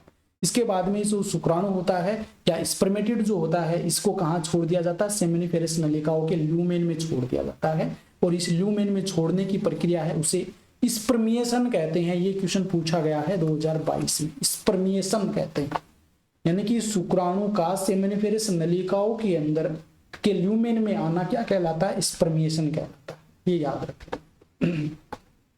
सेम प्रोसेस है वो यहाँ पे मैंने बताई थी। ये आपकी सेमिनिफेरस ट्यूबुल की संरचना है। देखिए सबसे पहले क्या होता है, स्पर्मेटोगोनिया जो कि द्विगुणित होता है, इसमें माइटोसिस होता है जिससे स्पर्मेटोगोनियम का फॉर्मेशन हो गया। फिर इसमें माइटोसिस होने से क्या होता है, प्राइमरी स्पर्मेटोसाइट का निर्माण हो गया, प्राइमरी स्पर्मेटोसाइट। फिर इसमें क्या होता है, फर्स्ट अर्धसूत्री विभाजन होता है, फर्स्ट मियोसिस होता है। फर्स्ट मियोसिस होने से क्या होता है, ये अगुणित संरचनाओं का निर्माण होगा, यानी कि सेकेंडरी स्पर्मेटोसाइट का निर्माण होगा। और सेकेंडरी स्पर्मेटोसाइट हमेशा क्या होते हैं, अगुणित होते हैं। 2 सेल्स बन गई। अब यहाँ पर होता है मियोसिस सेकंड या अर्धसूत्री विभाजन सेकंड, जिससे 2 से ये 4 बन गई। ये 4 में क्या होता है, फिर डिफरेंशिएशन होता है, डिफरेंशिएशन से स्पर्मेटिड बनते हैं। स्पर्मेटिड है, इसमें स्पर्मियोजेनेसिस की क्रिया होती है, कुछ कायांतरण कुछ परिवर्तन होते हैं जिसके माध्यम से फिर ये स्पर्मेटोजोआ में बदल जाता है। और स्पर्मेटोजोआ में बदलते ही क्या होता है, इसको जो सेमिनिफेरस नलिका है उसके ल्यूमेन में छोड़ दिया जाता है। तो इस पूरी प्रोसेस को हम स्पर्मेटोजेनेसिस कह देते हैं, याद रखें। स्पर्मेटोजेनेसिस में हार्मोन की भूमिका क्या होती है, हार्मोन क्या रोल अदा करते हैं, तो उसकी बात कर लेते हैं। Hypothalamus gonadotropin release hormone, hypothalamus gonadotropin releasing hormone जारी करता है, यानी कि हाइपोथैलेमस जो ग्रंथि होती है ये GnRH गोनेडोट्रोपिन रिलीजिंग हार्मोन जो होता है इसको रिलीज करता है। ये जो गोनेडोट्रोपिन रिलीजिंग हार्मोन है ये क्या करता है, जो एंटीरियर पिट्यूटरी ग्रंथि होती है, पिट्यूटरी ग्रंथि की जो अग्रपाली होती है उसको उत्तेजित करता है। उत्तेजित करने से 2 गोनेडोट्रोपिन हार्मोन रिलीज होते हैं। कौन कौन से, एक तो होता है ल्यूटिनाइजिंग हार्मोन जिसे LH कहते हैं शॉर्ट में, और एक फॉलिकल स्टिमुलेटिंग हार्मोन पुटक प्रेरक हार्मोन इसे FSH कह देते हैं। ये दोनों हार्मोन कार्य करते हैं। देखिए LH क्या करता है, LH लीडिंग कोशिकाओं पर कार्य करता है, जो आपकी अंतराली कोशिकाएं हैं उनके ऊपर कार्य करता है और एंड्रोजन के स्रावन को उत्तेजित करता है। जो टेस्टोस्टेरोन हार्मोन है ना उसके स्रावन को उत्तेजित करता है। एंड्रोजन शुक्राणु जनन को उत्तेजित करता है। एंड्रोजन है, ये एंड्रोजन किसका प्रतीक है, द्वितीयक लैंगिक लक्षणों का प्रतीक है। द्वितीयक लैंगिक लक्षण कब आते हैं, जब यौनावस्था आती है, और उस यौनावस्था को प्रेरित कौन, एंड्रोजन करता है, जिससे यौनावस्था में क्या होती है, शुक्राणु जनन की क्रिया स्टार्ट होती है। तो स्पर्मेटोजेनेसिस को उत्तेजित करता है। फॉलिकल स्टिमुलेटिंग हार्मोन ये क्या करता है, फॉलिकल स्टिमुलेटिंग हार्मोन सर्टोली कोशिकाओं पर कार्य करता है और ये स्पर्मियोजेनेसिस के लिए कुछ कारकों का स्राव कर उसे उत्तेजित करता है, यानी इस क्रिया के लिए सर्टोली कोशिका को उत्तेजित करता है। कह सकते हैं कि जो FSH हार्मोन है ये तो क्या करता है, पूरी जो प्रोसेस होती है स्पर्मेटोगोनिया से स्पर्म के फॉर्मेशन के उसको पूरी को कंट्रोल करता है, जबकि LH लीडिंग कोशिकाओं पर कार्य। आगे देखिए स्पर्मेटोजोआ की संरचना, स्पर्मेटोजोआ यानी कि शुक्राणु की संरचना। एक परिपक्व शुक्राणु लगभग 60 माइक्रोन mm 0.06 mm लंबा होता है। एक प्लाज्मा झिल्ली शुक्राणु के पूरे शरीर को ढकती है, मतलब प्लाज्मा झिल्ली चारों ओर से पाई जाती है और शुक्राणु के 3 भाग होते हैं, ये थोड़ा सा याद रख लेना। पहला है हेड, सबसे ऊपर वाला, फिर मिडल पार्ट और फिर टेल वाला पार्ट हो जाए। ठीक है, एक बार इसको हम संरचना को देख लेते हैं। देखिए सबसे आगे वाला ये वाला हेड पार्ट है, फिर ये मिडल पीस हो गया, मिडल मध्य वाला भाग, फिर ये टेल हो गया।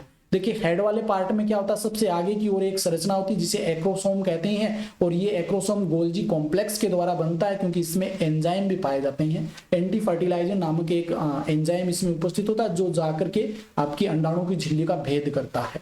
बीच में ये क्या होता है, बड़ा केंद्रक पाया जाता है, न्यूक्लियस पाया जाता है। साइटोप्लाज्म यहाँ पर एब्सेंट होता है, नहीं पाया जाता है।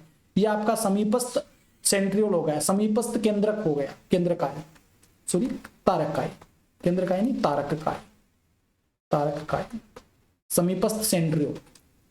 इसके पीछे की ओर ये छोटा सा जो आपको नजर आ रहा है ना ग्रीन कलर में, ये निक हो जाएगी, गर्दन जिसे हम गिरवा कह सकते हैं। और ये मध्य वाला भाग है मिडल पीस, इसमें माइटोकॉन्ड्रिया पाए जाते हैं, और माइटोकॉन्ड्रिया एक रिबन के जैसे व्यवस्थित होकर के इसको ऊर्जा प्रदान करने का कार्य करते हैं। और माइटोकॉन्ड्रिया का एक चारों ओर एक छोटी सी पतली सी लेयर पाई जाती है जिसे मैनचेट कह देते हैं।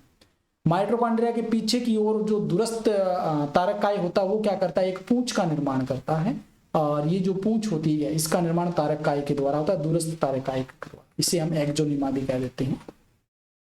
ये संरचना होती है आपके शुक्राणु। एक बार इसको देख लेते हैं। देखिए हेड वाला पार्ट है, उसमें अंडाकार आकार होता है, इसका केंद्रक और एक्रोसोम है, ये इसमें पाए जाते हैं। ये 2010 AIPMT में पूछा जा चुका है। एक्रोसोम गोल्जी कॉम्प्लेक्स से बनता है, एक्रोसोम जो होता है वो गोल्जी कॉम्प्लेक्स से बनता है। इसमें लाइटिक एंजाइम पाए जाते हैं, सिर के पीछे गिरवा होती है, ये चीज मैं आपको बता चुका हूँ। मिडिल वाले पार्ट में क्या होता है, माइटोकॉन्ड्रिया और साइटोप्लाज्म से घिरे अक्षीय फिलामेंट से बना होता है। बीच में क्या होता है, ये अक्षीय फिलामेंट होता है और उसके चारों ओर माइटोकॉन्ड्रिया पाए जाते हैं। माइटोकॉन्ड्रिया शुक्राणु गतिशीलता के लिए ऊर्जा उत्पादन करने का कार्य करता है, यानी शुक्राणु को गति प्रदान के लिए जो ऊर्जा होती है वो कौन देता है, माइटोकॉन्ड्रिया। टेल एक केंद्रीय अक्ष होता है और फिलामेंट से मिलकर बनता है। शुक्राणु पुच्छ के लहरदार गति के द्वारा द्रव माध्यम और महिला जननांग में पथ को गमन प्रदान करता है। देखिए जो टेल होती है ये पीछे से हिलती है, जिस कारण से ये शुक्राणु को आगे की ओर मूवमेंट करने में सहायता करती है, और महिला जननांग के अंदर भी क्या होता है, आगे जो ओविडक्ट है उसमें भी गति प्रदान करने का कार्य इसके माध्यम से होता है, टेल के माध्यम से। नर सहवास यानी संभोग के दौरान पहली बार अगर एक बार संभोग करता है तो उस एक बार में 200 से 300 मिलियन शुक्राणुओं का संकलन करता है। 200 से 300 मिलियन बहुत ज्यादा संख्या में। सामान्य प्रजनन क्षमता के लिए कम से कम 60% शुक्राणुओं का आकार सामान्य होना चाहिए, जिनमें से 40% को जोरदार गतिशीलता दिखानी चाहिए। देखिए अगर वो सामान्य रूप से प्रजनन क्षमता नहीं होगी उसमें या गतिशीलता नहीं दर्शाएंगे तो WBC कोशिकाएं उनको नष्ट कर देगी, या फिर कुछ अंदर ही बीच में नष्ट हो जाएंगे, क्योंकि उसको कहां से, योनि से लेकर के आपका जो एम्पुला वाला पार्ट है वहां तक उसको गति करनी होती है। इसलिए बहुत ज्यादा तंदुरुस्त एंड गतिशील युक्त होना चाहिए, मतलब बॉडीगार्ड के रूप में होना चाहिए। तो ये आपके शुक्राणु की संरचना होगी। ठीक है, अब बात कर लेते हैं अंडजनन की, oogenesis की। ये अंडाणु के निर्माण और परिपक्वता की प्रक्रिया है। अंडाणु के निर्माण और परिपक्वता की प्रक्रिया है। ये ग्रेफियन पुट्टिका में होती है। ग्रेफियन पुट्टिका का जो निर्माण होता है वो इसी अंडजनन की क्रिया के माध्यम से होता है। अंडजनन भ्रूणीय अवस्था में शुरू होता है, जब बच्चा या फिर जो हम बच्ची होती है, बच्चा तो नहीं बोल सकते, जो बच्ची होती है या लड़की होती है जब वो गर्भ अवस्था में होती है माता के अंदर, तो उसी समय ये अंडजनन की क्रिया शुरू हो जाती है, जब प्रत्येक अंडाशय के भीतर लाखों अंडजनन कोशिका यानी कि oogonia बनती है। तो ये क्वेश्चन पूछा जा चुका पहले, कितनी oogonia बनती है, 2022 में ये क्वेश्चन पूछा गया। जन्म के बाद कोई और oogonia का निर्माण, जैसे जन्म हो जाता है उस बच्ची का तो उसमें कोई और oogonia नहीं बनती है, ना ही कोई और जोड़ा जा सकता है। oogonia प्राथमिक oocyte बनाने के लिए गुणन करती है, यानी कि प्राइमरी oocyte का निर्माण करने के लिए वो क्या करती है, मल्टीप्लिकेशन या विभाजन करती है। अर्धसूत्री विभाजन के प्रोफेज फर्स्ट में प्रवेश कर जाती है। अर्धसूत्री विभाजन जो फर्स्ट होता है उसके प्रोफेज फर्स्ट में प्रवेश कर जाती है, इस स्तर पर अस्थायी रूप से कवर हो जाता है, मतलब रुक जाती है उस स्थान। प्रत्येक प्राथमिक oocyte प्राथमिक पुट्टक बनाने के लिए ग्रेनुलेशा कोशिकाओं की एक परत से घिरा होता है, यानी कि प्राथमिक जो oocyte होता है वो प्राथमिक फोलिकल का निर्माण करने के लिए क्या होता है, वो प्राथमिक पुट्टक के चारों ओर एक ग्रेनुलेशा कोशिकाओं की परत बन जाती है।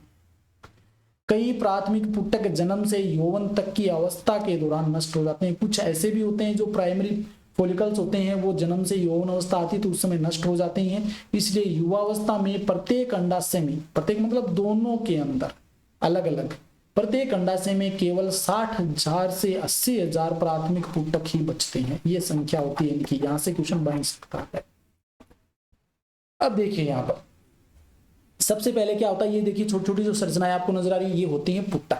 अब ये पुटक ग्रो करता है, प्री मॉडल फॉलिकल बनाता है, इसके बाद में थोड़ा सा और बड़ा हो जाता है, बड़ा होके प्राइमरी फॉलिकल बना लेता है और इसमें प्राइमरी ओवम उपस्थित होता है। प्रत्येक, ये तो मैं बता चुका हूं पहले कि प्रत्येक फॉलिकल के अंदर एक केंद्रक होता है, ओवम होता है, सॉरी अंडा होता है, तो इसमें भी प्राइमरी ओवम होता है। अब क्या होता है, ये आगे ग्रो, डेवलपिंग फॉलिकल्स, ये ग्रो करता जाता है। पहले इसके बाहर की ओर इंटरना बनती है, फिर एक्सटर्ना बनती है, फिर ये हार्मोन का रिलीज करती है और अंत में जाकर के फिर देखिए प्राइमरी से सेकेंडरी फॉलिकल बनता है। ये सेकेंडरी फॉलिकल हम मान सकते हैं। सेकेंडरी से फिर टर्सरी फॉलिकल बनता है, ठीक है। टर्सरी फॉलिकल है वो बदल जाता है ग्राफियन फॉलिकल, और ग्राफियन फॉलिकल में जो अंडा पाया जाता है वो होता है सेकेंडरी ओवम होता है, सेकेंडरी अंडाणु या सेकेंडरी oocyte होता है, ठीक है। अब इसके अंदर देखिए बाहर की ओर तो थीका एंटरना होती है, थीका एक्सटर्ना, फिर थीका एंटरना होती है, फिर इस अंडे के चारों ओर कुछ लेयर और पाई जाती है, उसकी हम आगे बात करेंगे जब ओवम की संरचना देखेंगे। यहाँ पर एक एंट्रम गुहा उपस्थित, ये जो गुहा नजर आ रही है ना इसे एंट्रम गुहा कहते हैं, एंट्रम गुहा, ठीक है। अब लगभग आपका LH हार्मोन के, ये जो पूरी प्रक्रिया होती है फॉलिकल की जो ग्रोथ होती है ये FSH हार्मोन के प्रभाव में होती है, FSH हार्मोन के प्रभाव में होती है। तो LH हार्मोन जो होता है, ये LH हार्मोन की लगभग जब ये 14वें दिन की हम बात करें तो LH हार्मोन के प्रभाव में ये अंडोत्सर्ग की क्रिया होती है, ये अंडा बाहर निकल जाता है और ये पीछे जो बचा हुआ भाग होता है जो क्षतिग्रस्त कोशिका है ये डेवलप होकर के कार्पस ल्यूटियम का निर्माण कर लेती है। और ये कार्पस ल्यूटियम अगर प्रेग्नेंट हो जाती है स्त्री, अंडा निषेचित हो जाता है, तब क्या करती है ये कार्पस ल्यूटियम है बनी रहती है। अगर निषेचन नहीं होता फर्टिलाइजेशन तो कार्पस ल्यूटियम नष्ट हो जाती है, नष्ट होकर के कार्पस एल्बिकेंस का निर्माण कर लेती है और ये एक अस्थायी अंतःस्रावी ग्रंथि के रूप में कार्य करती है, पीले रंग की होती है। इसके द्वारा जो हार्मोन सीक्रेट होते हैं ना, इसमें मुख्य रूप से हम बात करें तो प्रोजेस्टेरोन भी होता है, एस्ट्रोजन भी होता है, तो इनकी हम आगे बात करेंगे जैसे कार्पस ल्यूटियम की हम बात करेंगे। तो ये पूरी स्ट्रक्चर होती है, समझ में आ गई। अब आगे बात कर लीजिए। प्राथमिक पुटक ग्रेनुलोसा कोशिकाओं की अधिक परतों से घिरा होता है, एक से अधिक यानी कि अनेक परतों से घिरा होता है और द्वितीयक पुटक बनाने के लिए एक नया थीका बनाता है, बाहर की ओर एक नई लेयर बनाता है, ठीक है। द्वितीयक पुटक तृतीयक पुटक में बदल जाते हैं। द्वितीयक पुटक जो होते हैं, पुटक मतलब फॉलिकल, वो तृतीयक फॉलिकल में बदल जाती हैं। इसमें द्रव से भरी एक गुहा होती है जिसे एंट्रम कह देते हैं, अभी हमने बात की थी इसकी।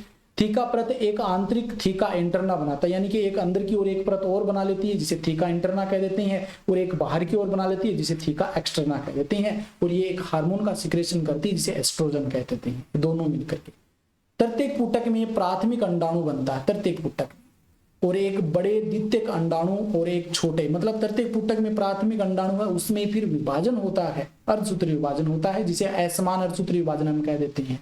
ये असमान अर्धसूत्री विभाजन होने से जो अंडाणु होता है वो तो द्वितीयक अंडाणु का निर्माण कर लेता है और एक पोलर बॉडी बनती है जो बाद में नष्ट हो जाती है, द्वितीयक oocyte बन जाता है यहाँ पर। तो द्वितीयक oocyte है, ये प्राथमिक oocytes के जो पोषक तत्व हैं से भरपूर साइटोप्लाज्म बरकरार रहता है, मतलब जितना साइटोप्लाज्म या पोषक तत्व प्राथमिक oocyte के अंदर थे उतने ही द्वितीयक oocyte के अंदर होते हैं।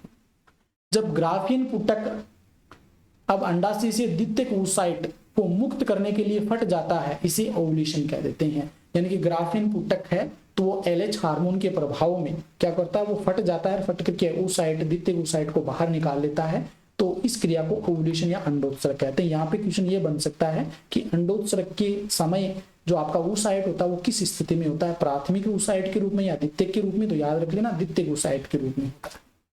ये चीज हम पढ़ चुके हैं लेकिन दोबारा से सिस्टेमेटिक प्रेजेंटेशन देख लेते हैं। देखिए सबसे पहले oogonia होती है जो द्विगुणित होती है, 46 क्रोमोसोम्स होती हैं। इसमें माइटोसिस होता है, भ्रूणीय अवस्था में समसूत्री विभाजन होता है जिससे प्राइमरी oocyte बनता है जो कि द्विगुणित होता है। ये साइज में आकार में वृद्धि कर लेता है। देखिए ओगोनियम फिर प्राइमरी oocyte बन गया, ये द्विगुणित होता है। अब इसमें पहला समसूत्री विभाजन होता है, अंडोत्सर्ग से पहले होता है। पहला समसूत्री विभाजन, और पहला समसूत्री विभाजन होने से 2 सेल्स बन जाती है। एक तो सेकेंडरी oocyte बनता है और एक प्राइमरी पोलर बॉडी बनती है। ये प्राइमरी पोलर बॉडी बाद में जाकर के नष्ट हो जाती है, तो इसके बारे में आगे देखने की जरूरत नहीं है।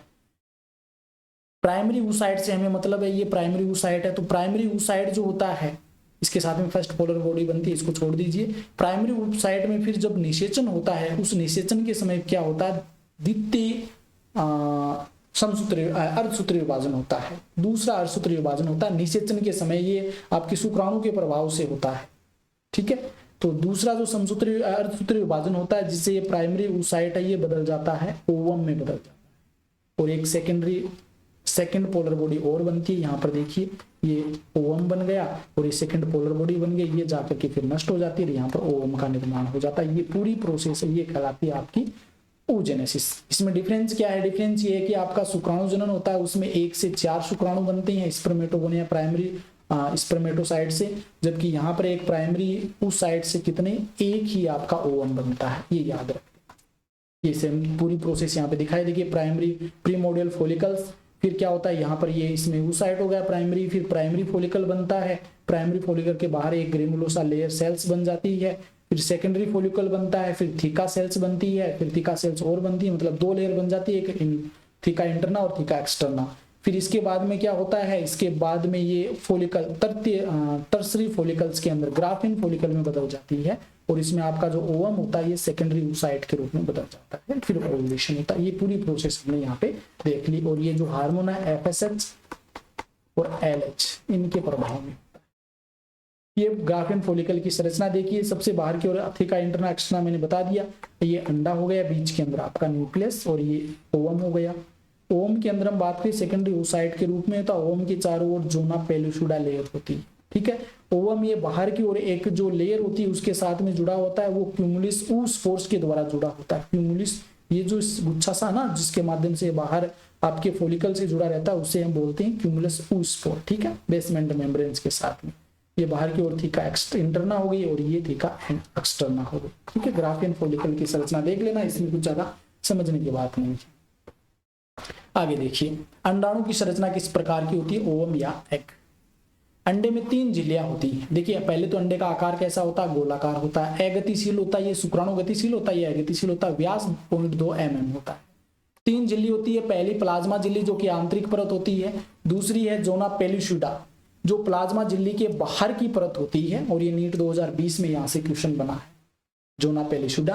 द्वितीयक अंडाणु से इस झिल्ली का निर्माण होता है, द्वितीयक अंडाणु जो होता है उससे इस झिल्ली का निर्माण होता है। देखिए ये वाली रही सबसे बाहर की ओर कोरोना रेडिएटा, फिर ये जोना पेलुसिडा, ठीक है। जोना पेलुसिडा के बाद में ये प्लाज्मा मेम्ब्रेन हो गई, बाहर वाली यहाँ पे वहां पे नहीं दिखाई गई है, कोरोना रेडिएटा, फिर ये प्लाज्मा झिल्ली हो गई, और फिर होती है जोना पेलुसिडा। जोना पेलुसिडा के बाद में ये बीच में आपका न्यूक्लियस हो गया, ठीक है, ये साइटोप्लाज्म। ज्यादा डिफरेंस नहीं है, सीधी की सीधी है आराम से। सबसे बाहर कोरोना रेडिएटा, फिर जोना पेलुसिडा और फिर प्लाज्मा मेम्ब्रेन, 3 झिल्ली होती।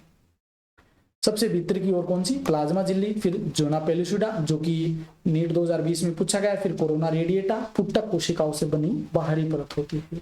इसमें यहाँ पर क्वेश्चन बन सकता है कि प्राथमिक झिल्ली कौन सी होती है, द्वितीय कौन सी होती है, तृतीय कौन सी होती है। प्राथमिक तो आपकी प्लाज्मा झिल्ली हो जाएगी, द्वितीय पूछे तो वे झिल्ली जो कि oocyte या अंडाणु के द्वारा बनती है वो झिल्ली किस में आ जाएगी, द्वितीय झिल्ली में। और तृतीय झिल्ली पूछे, तृतीय झिल्ली हो जाएगी जो कि आपके ओविडक्ट के द्वारा जिसका निर्माण होता है उस वो तृतीय झिल्ली में आ जाएगी। अब इनमें हम अंतर या तुलना कर लेते हैं शुक्राणु जनन और अंड जनन की। एक स्पर्मेटोजेनेसिस और oogenesis, ये वर्षण में होता है स्पर्मेटोजेनेसिस, और ये अंडाशय में होता है। सीमित वर्धी अवस्था यानी कि इसमें वर्धी जो अवस्था मल्टीप्लिकेशन फेज होता है वो सीमित होती है, इसमें वर्धी अवस्था विस्तृत होती है। प्रत्येक प्राथमिक शुक्राणु से 4 शुक्राणु बनते हैं, जबकि यहाँ पर प्रत्येक प्राथमिक oocyte से केवल 1 अंडाणु बनता है। यहाँ पर कोई ध्रुवीय कोशिका का निर्माण नहीं होता है, ध्रुवीय काय का निर्माण नहीं होता, यहाँ पे ध्रुवीय काय बनती है। यौवन से शुरू होता है और बुढ़ापे तक ये जारी रहता है स्पर्मेटोजेनेसिस, स्पर्म का निर्माण। जबकि महिलाओं की हम बात करें तो इसमें भ्रूणी अवस्था में शुरू होता है, लेकिन यौवन यानी कि मीनार्च, पहला जो मासिक चक्र आता है उसे मीनार्च कह देते हैं यौन अवस्था में, उस तक ये बंद रहता है और मीनार्च से शुरू हो जाता है ये।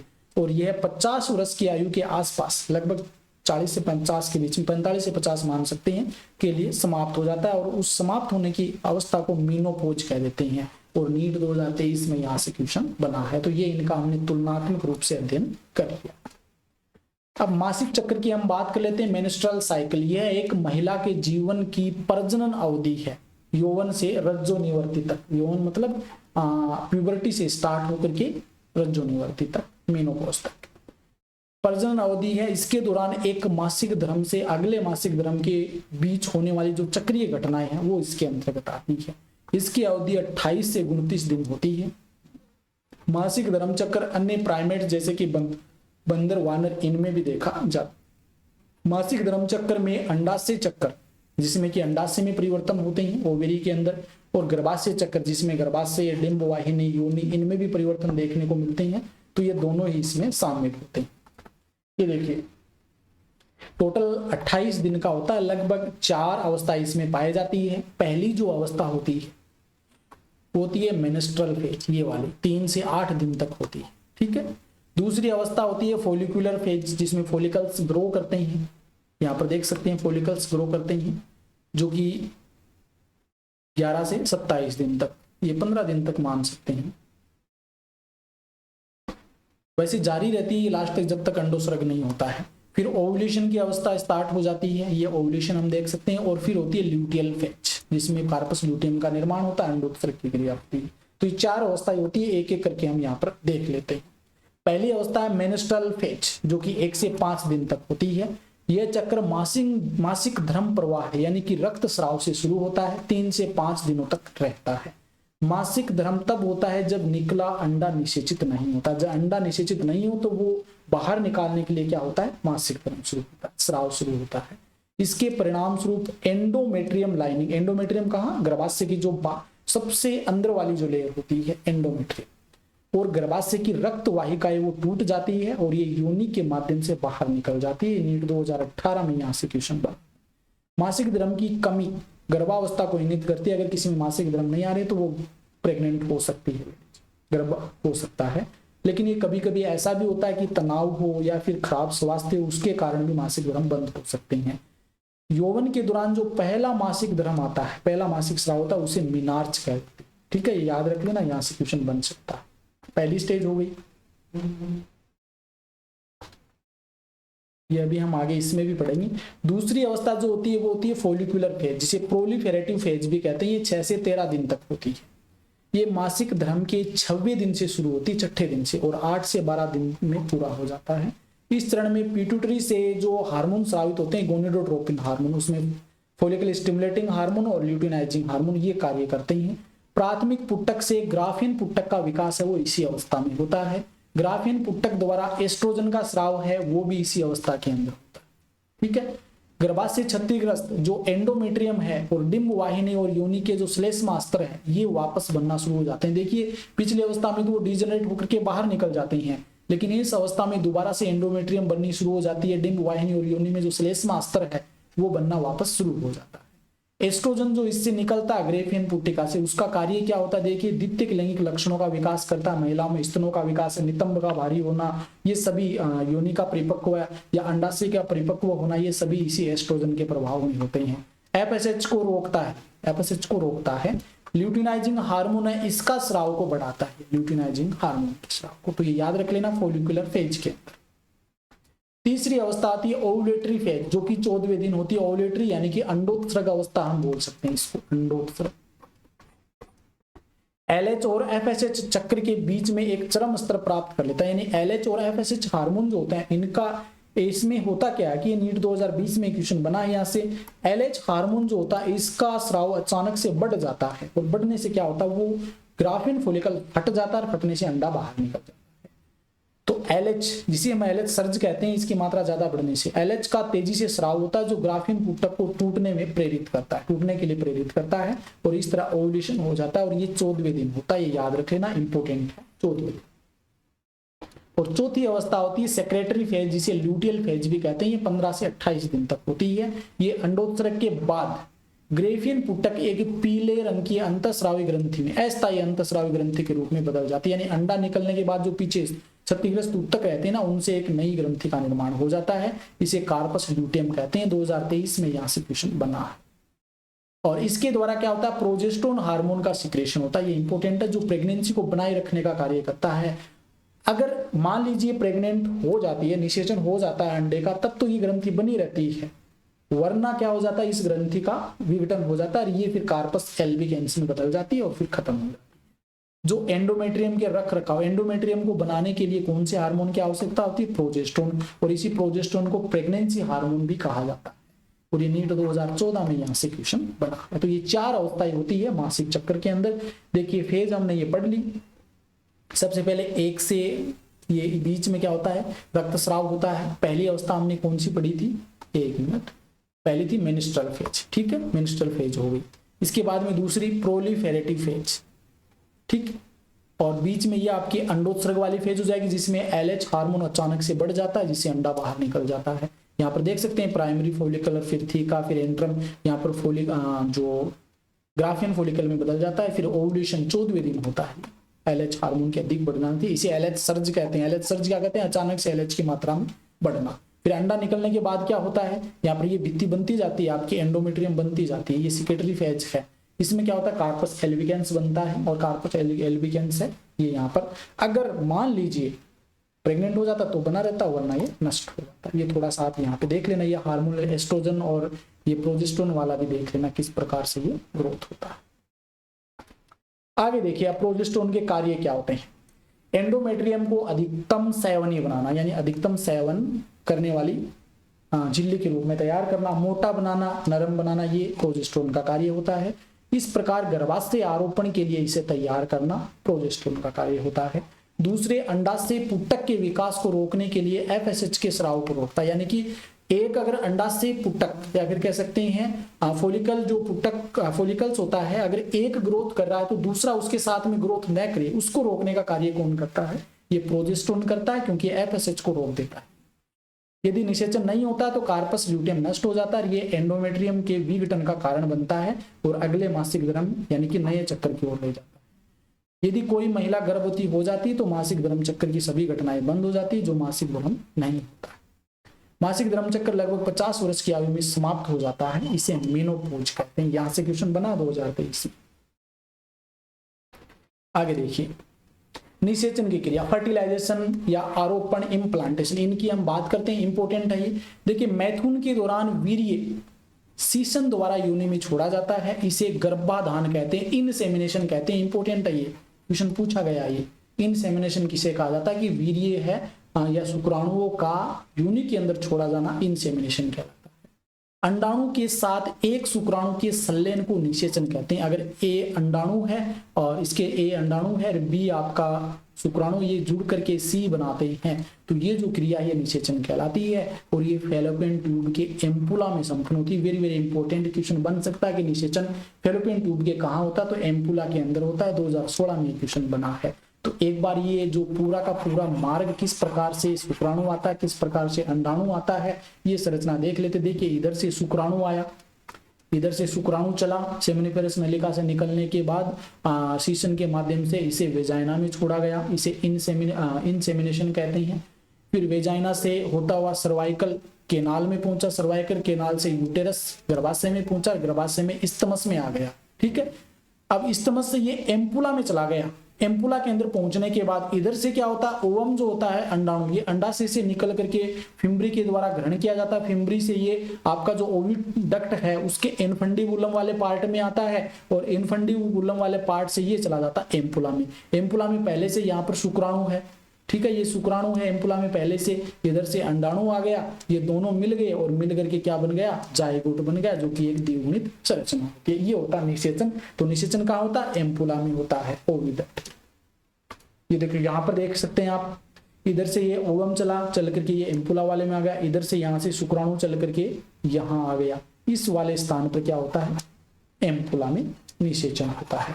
और ये इम्प्लांटेशन की प्रक्रिया भी यहाँ पे दिखाई गई है। वो देखिए, यहाँ पर निषेचन हो जाता है, निषेचन होने के बाद ये देखिए यहाँ पर आपका मोरुला वाली स्टेज हो जाती है। मोरुला से होती हुई फिर 32 कोशिकाओं का समूह बनता है, फिर उसको हम ब्लास्टोसिस्ट कहते हैं। ये देखिए ब्लास्टोसिस्ट, और ब्लास्टोसिस्ट जाकर के आपकी जो एंडोमेट्रियम जो लाइनिंग होती है गर्भाशय के, उसमें जाकर के धस जाता है। इस धसने की प्रक्रिया को इम्प्लांटेशन कह देते हैं। इसकी हम बात करेंगे। निषेचन केवल तभी होता है जब अंडाणु और शुक्राणु एक साथ आते हैं, अलग अलग होगी तो निषेचन नहीं हो पाएगा। इसलिए सभी मैथुनों से निषेचन और गर्भावस्था नहीं हो सकती, मतलब लगभग हर संभोग से निषेचन नहीं हो सकता। जोना पेलुसिडा के साथ एक शुक्राणु संपर्क में आता है। जोना पेलुसिडा जो बाहरी लेयर होती है ना, यह झिल्ली में परिवर्तन को प्रेरित करता है। जो एंटी फर्टिलाइजन और फर्टिलाइजन जो हार्मोन्स होते हैं, एंजाइम्स होते हैं, उनकी क्रिया होती है और फिर एक शुक्राणु अंदर करने के बाद बाहर की ओर एक निषेचन झिल्ली बन जाती है, दूसरा शुक्राणु अंदर प्रवेश नहीं कर पाता है, जो अतिरिक्त शुक्राणु को प्रवेश को रोकता है, अवरुद्ध करता है। एक्रोसोम का स्राव शुक्राणु को जोना पेलुसिडा और प्लाज्मा झिल्ली के माध्यम से अंडे के साइटोप्लाज्म में प्रवेश करने में मदद करता है। यह द्वितीयक oocyte में, मतलब प्रवेश करने के बाद द्वितीयक oocyte में क्या होता है, दूसरा अर्धसूत्रीय विभाजन शुरू होता है। ये क्वेश्चन बन सकता है, इंपॉर्टेंट है। दूसरा अर्धसूत्रीय विभाजन निषेचन के समय होता है द्वितीयक oocyte में, और इस समय क्या होता है, एक तो अंडाणु बन जाता है यहाँ पर और एक द्वितीयक ध्रुवकाय बन जाती है। एक तो अंडाणु बन गया और एक द्वितीयक जो सेकेंडरी पोलर बॉडी बन जाती है वो बाद में नष्ट हो जाती है, और द्वितीयक ओवम हमें चाहिए, ओवम यहाँ पे बन जाता है। और यहाँ से क्वेश्चन 2019 में भी पूछा गया, 2020 में भी पूछा गया। आगे देखिए, शुक्राणु और अंडाणु के अगुणित केंद्रक, शुक्राणु और अंडाणु के अगुणित केंद्रक एक साथ मिलकर एक द्विगुणित युग्मनज बनाते हैं। यानी शुक्राणु का केंद्रक मिल जाता है, अंडाणु का केंद्रक मिल जाता है और मिलकर के द्विगुणित युग्मनज का निर्माण कर लेते हैं। युग्मनज माइटोटिक डिवीजन, समसूत्रीय विभाजन के द्वारा जो विदलन के अंदर, विदलन में क्या होता है कि उसका आकार तो बढ़ता नहीं है, फिर उसके अंदर क्या होती है, कोशिकाएं बढ़ती जाती है। जैसे ये इसका आकार है, इसमें एक कोशिका ये 2 बना लेती, 2 से 4, लेकिन आकार इतना ही रहता है, ये विदलन कहलाता है। तो माइटोटिक डिवीजन होता है, उससे गुजरता है और यह स्तमस के माध्यम से गर्भाशय की ओर बढ़ता है। और ब्लास्टोमियर्स जो होते हैं नामक, ब्लास्टोमियर्स नामक जो संरचनाएं हैं या ब्लास्टोमियर्स, उन कोशिकाओं को कहते हैं। वो कोशिकाएं 2, 2 से 4, 4 से 8 और फिर 16 संतति कोशिकाओं का निर्माण कर देती है। 8 से 16 ब्लास्टोमियर्स वाले जो भ्रूण है उसको मोरुला कहा जाता है। ये इंपॉर्टेंट क्वेश्चन है, बन सकता है। 8 से 16 ब्लास्टोमियर्स वाले भ्रूण को मोरुला कहा जाता है। मोरुला विभाजित होता रहता है और ब्लास्टोसिस्ट में बदलता जाता है, मतलब 16 तक हो गया, 16 से 32 बनाएगा, 32 से 64 बनाएगा, इस प्रकार से उनमें विभाजन होता रहता है और वो ब्लास्टोसिस्ट का निर्माण कर लेता है। ब्लास्टोसिस्ट में ब्लास्टोमियर ट्रोपोब्लास्ट की बाहरी परत और ट्रोपोब्लास्ट से जुड़े एक आंतरिक सेल मास में व्यवस्थित हो जाते हैं। यानी कि ब्लास्टोसिस्ट की हम बात करें तो ब्लास्टोसिस्ट इस प्रकार की संरचना होती है। एक तो लेयर इस प्रकार से बन जाती है, ये मान लीजिए बाहर की ओर क्या बन गए, ब्लास्टोमियर्स बन गए, और एक लेयर में क्या होता है, इंटरनल मास इस प्रकार से बन जाता है, इनर सेल मास ये बन जाता है। ये स्ट्रक्चर बन जाती है आपकी ब्लास्टोसिस्ट। ट्रोपोब्लास्ट परत एंडोमेट्रियम से जुड़ जाती है, जो आपकी गर्भाशय की जो आंतरिक भित्ति होती है एंडोमेट्रियम, उसके अंदर जुड़ जाती है और आंतरिक कोशिका द्रव्यमान पूर्ण रूप, आंतरिक कोशिका द्रव्यमान भ्रूण के रूप में विभेदित हो जाता है। इसमें कुछ परिवर्तन होते हैं और ये भ्रूण के रूप में विभेदित हो जाता है। अब उस एंडोमेट्रियम झिल्ली से जुड़ जाता है। जुड़ने के बाद क्या होता है, गर्भाशय कोशिका तेजी से विभाजित करती है गर्भाशय की कोशिकाएं और ब्लास्टोसिस्ट को अंदर की ओर खींच लेती है, अंदर मतलब चारों ओर उसको एंडोमेट्रियम कवर कर लेती है। इस प्रकार ब्लास्टोसिस्ट वो एंडोमेट्रियम में एम्बेडेड यानी कि धस जाता है और इस क्रिया को आरोपण या इम्प्लांटेशन कहते हैं, आरोपण या इम्प्लांटेशन, और ये गर्भावस्था की ओर ले जाता है। ये नीट 2023 इसमें पूछा गया। आंतरिक कोशिका द्रव्यमान 3 जरम कोशिका, देखिए यहां पर जो अवस्था होती है आपके ब्लास्टोसिस्ट की वो गेस्ट्रुला अवस्था होती है, गेस्ट्रुला अवस्था, ठीक है। आंतरिक कोशिका द्रव्यमान जो इनर सेल मास होता है वो 3 जरम कोशिकाओं से निर्मित होता है। उसमें बाहरी एक्टोड्रम और फिर मध्य मेजोड्रम और फिर आंतरिक एंडोड्रम में विभेदित हो जाता है और ये 3 स्तरित संरचना गेस्ट्रुला अवस्था या फिर कह सकते हैं भ्रूण का निर्माण कर लेती है। ये जो अवस्था होती है ना, 3 जो जनन स्तर बन जाती हैं, ये अवस्था गेस्ट्रुला अवस्था कहलाती है। आगे देखिए, प्रेगनेंसी या भ्रूणीय विकास किस प्रकार से, यहाँ पर आरोपण हो गया, आरोपण के बाद भ्रूणीय विकास किस प्रकार से होता है। आरोपण के बाद ट्रोपोब्लास्ट पर अंगुली जैसे उभार, जिसे हम कोरियोनिक विल्ली कहते हैं, ये दिखाई देते हैं। आरोपण होने के बाद जो ट्रोपोब्लास्ट है, बाहर वाली जो लेयर है, उसके ऊपर छोटे छोटे उभार, अंगुली जैसे उभार बन जाते हैं, जो गर्भाशय उत्तक और मातृ रक्त से घिरा होता है। गर्भाशय के जो उत्तक होते हैं वो और जो मदर का जो ब्लड होता है उसके द्वारा घिरा हुआ होता है। कोरियोनिक विल्ली और गर्भाशय उत्तक को प्लेसेंटा बनाने के लिए इंटरडिजिटाइड क्या है, मतलब जो कोरियोनिक विली है और जो गर्भाशय के ऊतक है ये आपस में मिलकर एक नाल जैसी संरचना बनाते हैं।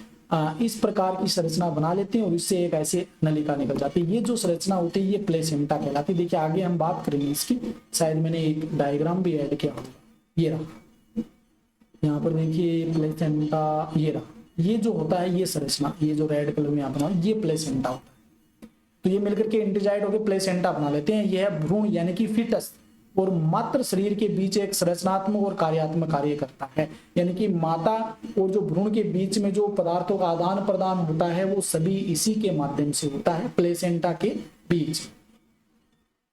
प्लेसेंटा एक गर्भनाल अम्बिलिकल कोर्ड द्वारा भ्रूण से जुड़ा रहता है।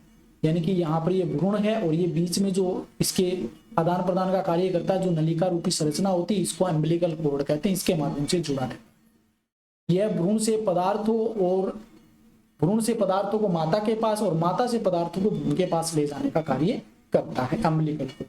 देखिए यहाँ पर देख सकते हैं, ये देखिए ये वाला ले लेते हैं। यहाँ पर ये जो मैंने ग्रीन कलर में बनाया ये तो आपका हो गया प्लेसेंटा। प्लेसेंटा से ये जो नलिका रूपी संरचना निकल रही है ये अम्बिलिकल कोर्ड होगा। इसके माध्यम से पदार्थ इस भ्रूण में आते हैं और इसके माध्यम से माता में पदार्थ जाते।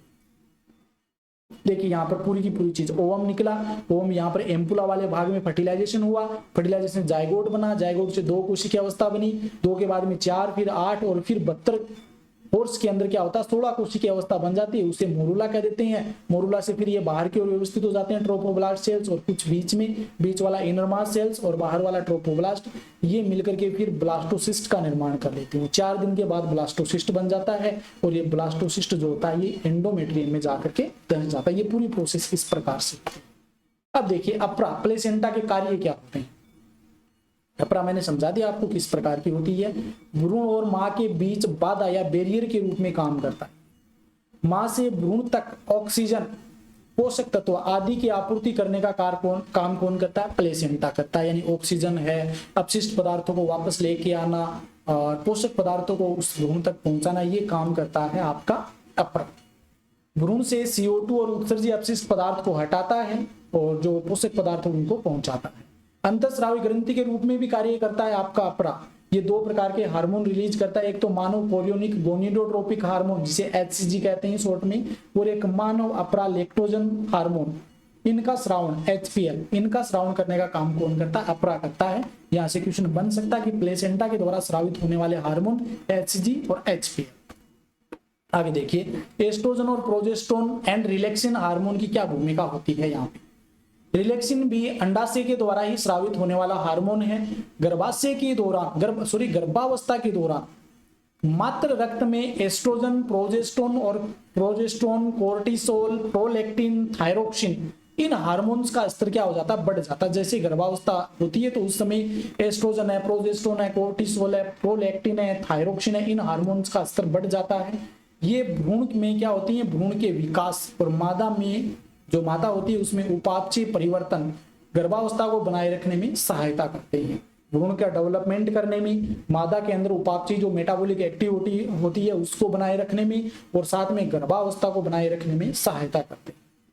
जनन परतें सभी ऊतकों को जन्म देती है। जो हमने एक्टोडर्म, एंडोडर्म, मीजोडर्म पढ़ा ना, वो परतों के रूप में व्यवस्थित हो जाते हैं, उन्हीं से सभी अंग का निर्माण होता है। आंतरिक कोशिका द्रव्यमान जो इनर सेल मास होता है उसमें क्या होती है, स्टेम कोशिकाएं पाई जाती हैं, और वो स्टेम कोशिकाएं क्या होती है, टोटीपोटेंट प्रकार की सेल्स होती है, और वो सभी ऊतकों व अंगों का निर्माण करने की शक्ति उसमें होती है, और वही सभी ऊतक व अंगों का निर्माण करती है। 3 जनन स्तर होते हैं, मैंने बता दिया, एक्टोड्रम, मेजोड्रम और एंडोड्रम। मानव गर्भावस्था जिसमें गर्भ धारण की अवधि लगभग 9 महीने की होती है, बिल्लियों के अंदर 2 महीने की होती है, कुत्तों में 2 महीने की होती है, और हाथी के अंदर 21 महीने की होती है। तो ये याद रख लेना। अगर मानव के अंदर दिन में पूछे तो आपका टोटल 280 दिन की समथिंग, ठीक है, याद रखिए। आगे देखिए 2-3 स्लाइड और फटाफट से इसको पूरा करते हैं। गर्भाशय के दौरान भ्रूण में क्या क्या परिवर्तन होते हैं, देखिए इंपोर्टेंट है, यहाँ से भी बन सकता है क्वेश्चन। अब निषेचन हो गया। पहला महीना जो होता है, पहले महीने में हर्ट का निर्माण हो जाता है। पहले महीने में क्या होता है, हर्ट का, हृदय का निर्माण हो जाता है, बनना शुरू हो जाता है। दूसरे महीने के अंत तक उसमें भुजाएं जो लिम्स होते हैं हाथ पैर, उनका निर्माण होना शुरू हो जाता है, और अंगुलियां वो विकसित होनी शुरू हो जाती है। 12 सप्ताह के अंत में, यानी कि पहला तिमाही, पहले जो 3 महीने हो जाते हैं उनकी हम बात करें तो 12 सप्ताह के अंत में क्या होता है कि जो प्रमुख अंग होते हैं जैसे कि भुजाएं हैं, बाह्य जननांग हैं, ये सभी विकसित होने शुरू हो जाते हैं और ये अच्छी तरह से बन जाते हैं। 5वें महीने के अंदर क्या होता है, जो भ्रूण होता है उसमें हलचल पैदा हो जाती है, सिर पर बाल आने शुरू हो जाते हैं, उनमें दांतों का विकास होना शुरू हो जाता है। ये कुछ इंपॉर्टेंट लक्षण इसमें देखने को मिलते हैं। 24 सप्ताह के अंत में क्या हो जाता है, जिसे हम दूसरी तिमाही कहते हैं, लगभग 6 महीने के आसपास, इसमें क्या होता है, शरीर बालों से ढका हुआ होता है, छोटे छोटे रोम पाए जाते हैं, पलकें अलग होनी शुरू हो जाती है, पहले आंखें बंद रहती है फिर खुलनी शुरू हो जाती है, आंखों की पलकें वो बननी शुरू हो जाती है और 9वें महीने के अंदर क्या होता है, वो डिलीवरी के लिए तैयार हो जाता है। ये होती है गर्भावस्था के दौरान भ्रूण में परिवर्तन। देखिए आगे, प्रसव या लेबर, शिशुओं को जन्म देने की प्रक्रिया है, प्रसव है, इसे हम क्या कहते हैं, बच्चों को जन्म देने की प्रक्रिया क्या कहलाती है, या बच्चे को जन्म, माता के द्वारा बच्चे को जन्म देने की प्रक्रिया प्रसव कहलाती है। इसे लेबर भी कह देते हैं और प्रसव भी कह देते हैं। प्रसव जो होता है ये न्यूरो एंडोक्राइन तंत्र द्वारा नियंत्रित होती है। न्यूरो मतलब तंत्रिका तंत्र और साथ में आपका जो अंतःस्रावी तंत्र है, इन दोनों के द्वारा नियंत्रित होती है। फीटस और प्लेसेंटा से उत्पन्न होने वाले संकेत हल्के गर्भाशय संकुचन, फीटस इजेक्शन रिफ्लेक्स को प्रेरित करते हैं, यानी कि जो फीटस होता है, गर्भ जो होता है वो और प्लेसेंटा, इनके द्वारा कुछ संकेत निकलते हैं जो गर्भाशय के अंदर संकुचन, हल्के हल्के संकुचन पैदा करते हैं। और यह मात्र पिट्यूटरी से, यानी कि जो संकुचन होते हैं, इन संकुचन से क्या होता है, जो मादा की पिट्यूटरी ग्लैंड होती है, पीयूष ग्रंथि, उससे एक हार्मोन रिलीज होता है, ऑक्सीटोसिन हार्मोन है, वो रिलीज हो जाता है इनके प्रभाव से। और ये नीट 2015 में पूछा गया क्वेश्चन। ऑक्सीटोसिन है, इसका मजबूत श्रावण होता है, मतलब बहुत अधिक मात्रा में श्रावित होता है और ये गर्भाशय की मांसपेशियों में संकुचन पैदा कर देता बहुत ज्यादा तरीके से। और जिससे क्या होता है, संकुचन होने से ऑक्सीटोसिन के आगे और ज्यादा स्राव अधिक हो जाता है और अधिक स्राव होने से और अधिक तेजी से संकुचन पैदा हो जाते हैं। यह प्रक्रिया लगातार जारी रहती है, जिससे बच्चे को जन्म नाल के माध्यम से गर्भाशय से बाहर निकाल दिया जाता है, मतलब बच्चा जन्म ले लेता है, प्रसव की क्रिया कंप्लीट हो जाती है। तो इसमें एक रिलैक्सिन हार्मोन भी रिस्पॉन्सिबल होता है, जो क्या करता है, मादा के अंदर जो मांसपेशियां होता है, जो प्यूबिक सिम्फाइसिस कह देते हैं, जो आपकी श्रोणी मेखला होती है, उसको रिलैक्स करने का काम वो रिलैक्सिन के द्वारा होता है। ठीक है, ये थोड़ा सा ध्यान में रख लेना। अब बात करते हैं पार्चुरेशन या प्रसव, लैक्टेशन। प्रसव की हो गई, अब लैक्टेशन की बात कर लेते हैं। प्रसव के बाद गर्भनाल, अम्बिलिकल कॉर्ड है, उसको काट दिया जाता है। यहाँ पर ये जो नाल होती है ना, बच्चा निकलने के बाद उस अम्बिलिकल कॉर्ड को काट दिया जाता है।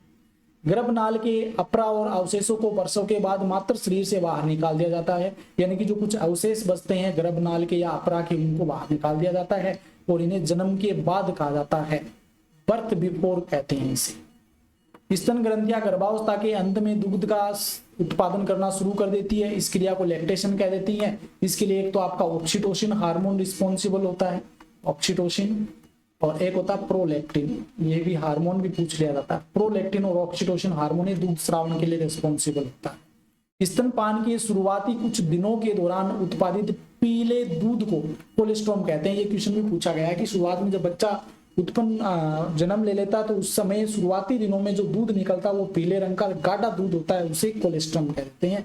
और उस कोलेस्ट्रॉम में पोषक तत्व बहुत ज्यादा होते हैं। नवजात शिशुओं के लिए प्रतिरोध विकसित करने के लिए उसमें बहुत सारी एंटीबॉडीज होती है और साथ में पोषक तत्व भी उपस्थित होते हैं। तो इस प्रकार से हमने पूरा का पूरा चैप्टर का यहाँ पर पोस्टमार्टम कर दिया है। थोड़ी क्लास लंबी जरूर है, लेकिन देखिए बहुत ही इतनी मेहनत करके मैंने ये पूरी पीपीटी तैयार की है, तो थोड़ा सा आपका भी बनता है, देखिए इसको शेयर जरूर कीजिए। आप ऐसा सोचेंगे कि सर जल्दी जल्दी पढ़ा रहे हैं, तो देखिए रिवीजन क्लास है इसलिए मैं जल्दी पढ़ा रहा हूँ। जैसे हम नेक्स्ट सेशन से तैयारी शुरू करेंगे ना, उसमें बहुत शानदार तरीके से हम पढ़ने वाले हैं। तो थोड़ा आप साथ जरूर दीजिए कि जिससे कि ये चैनल ग्रो हो सके और भी अधिक अच्छे से हम पढ़ा सके। अगर आपको इसी प्रकार के ये नोट्स चाहिए ना, तो आप मेरा एक तो फेसबुक पेज ज्वाइन कर सकते हैं बायोलॉजी बाय संदीप सर, और एक मेरी वेबसाइट है टॉपर्स एजुकेशन नाम से, ठीक है, टॉपर्स एजुकेशन, जिसका ये जो पीडीएफ मिलेगी ना, उस पीडीएफ में आपको उसकी लिंक मिल जाएगी और डिस्क्रिप्शन में भी लिंक मिल जाएगी। आज के लिए इतना ही, धन्यवाद।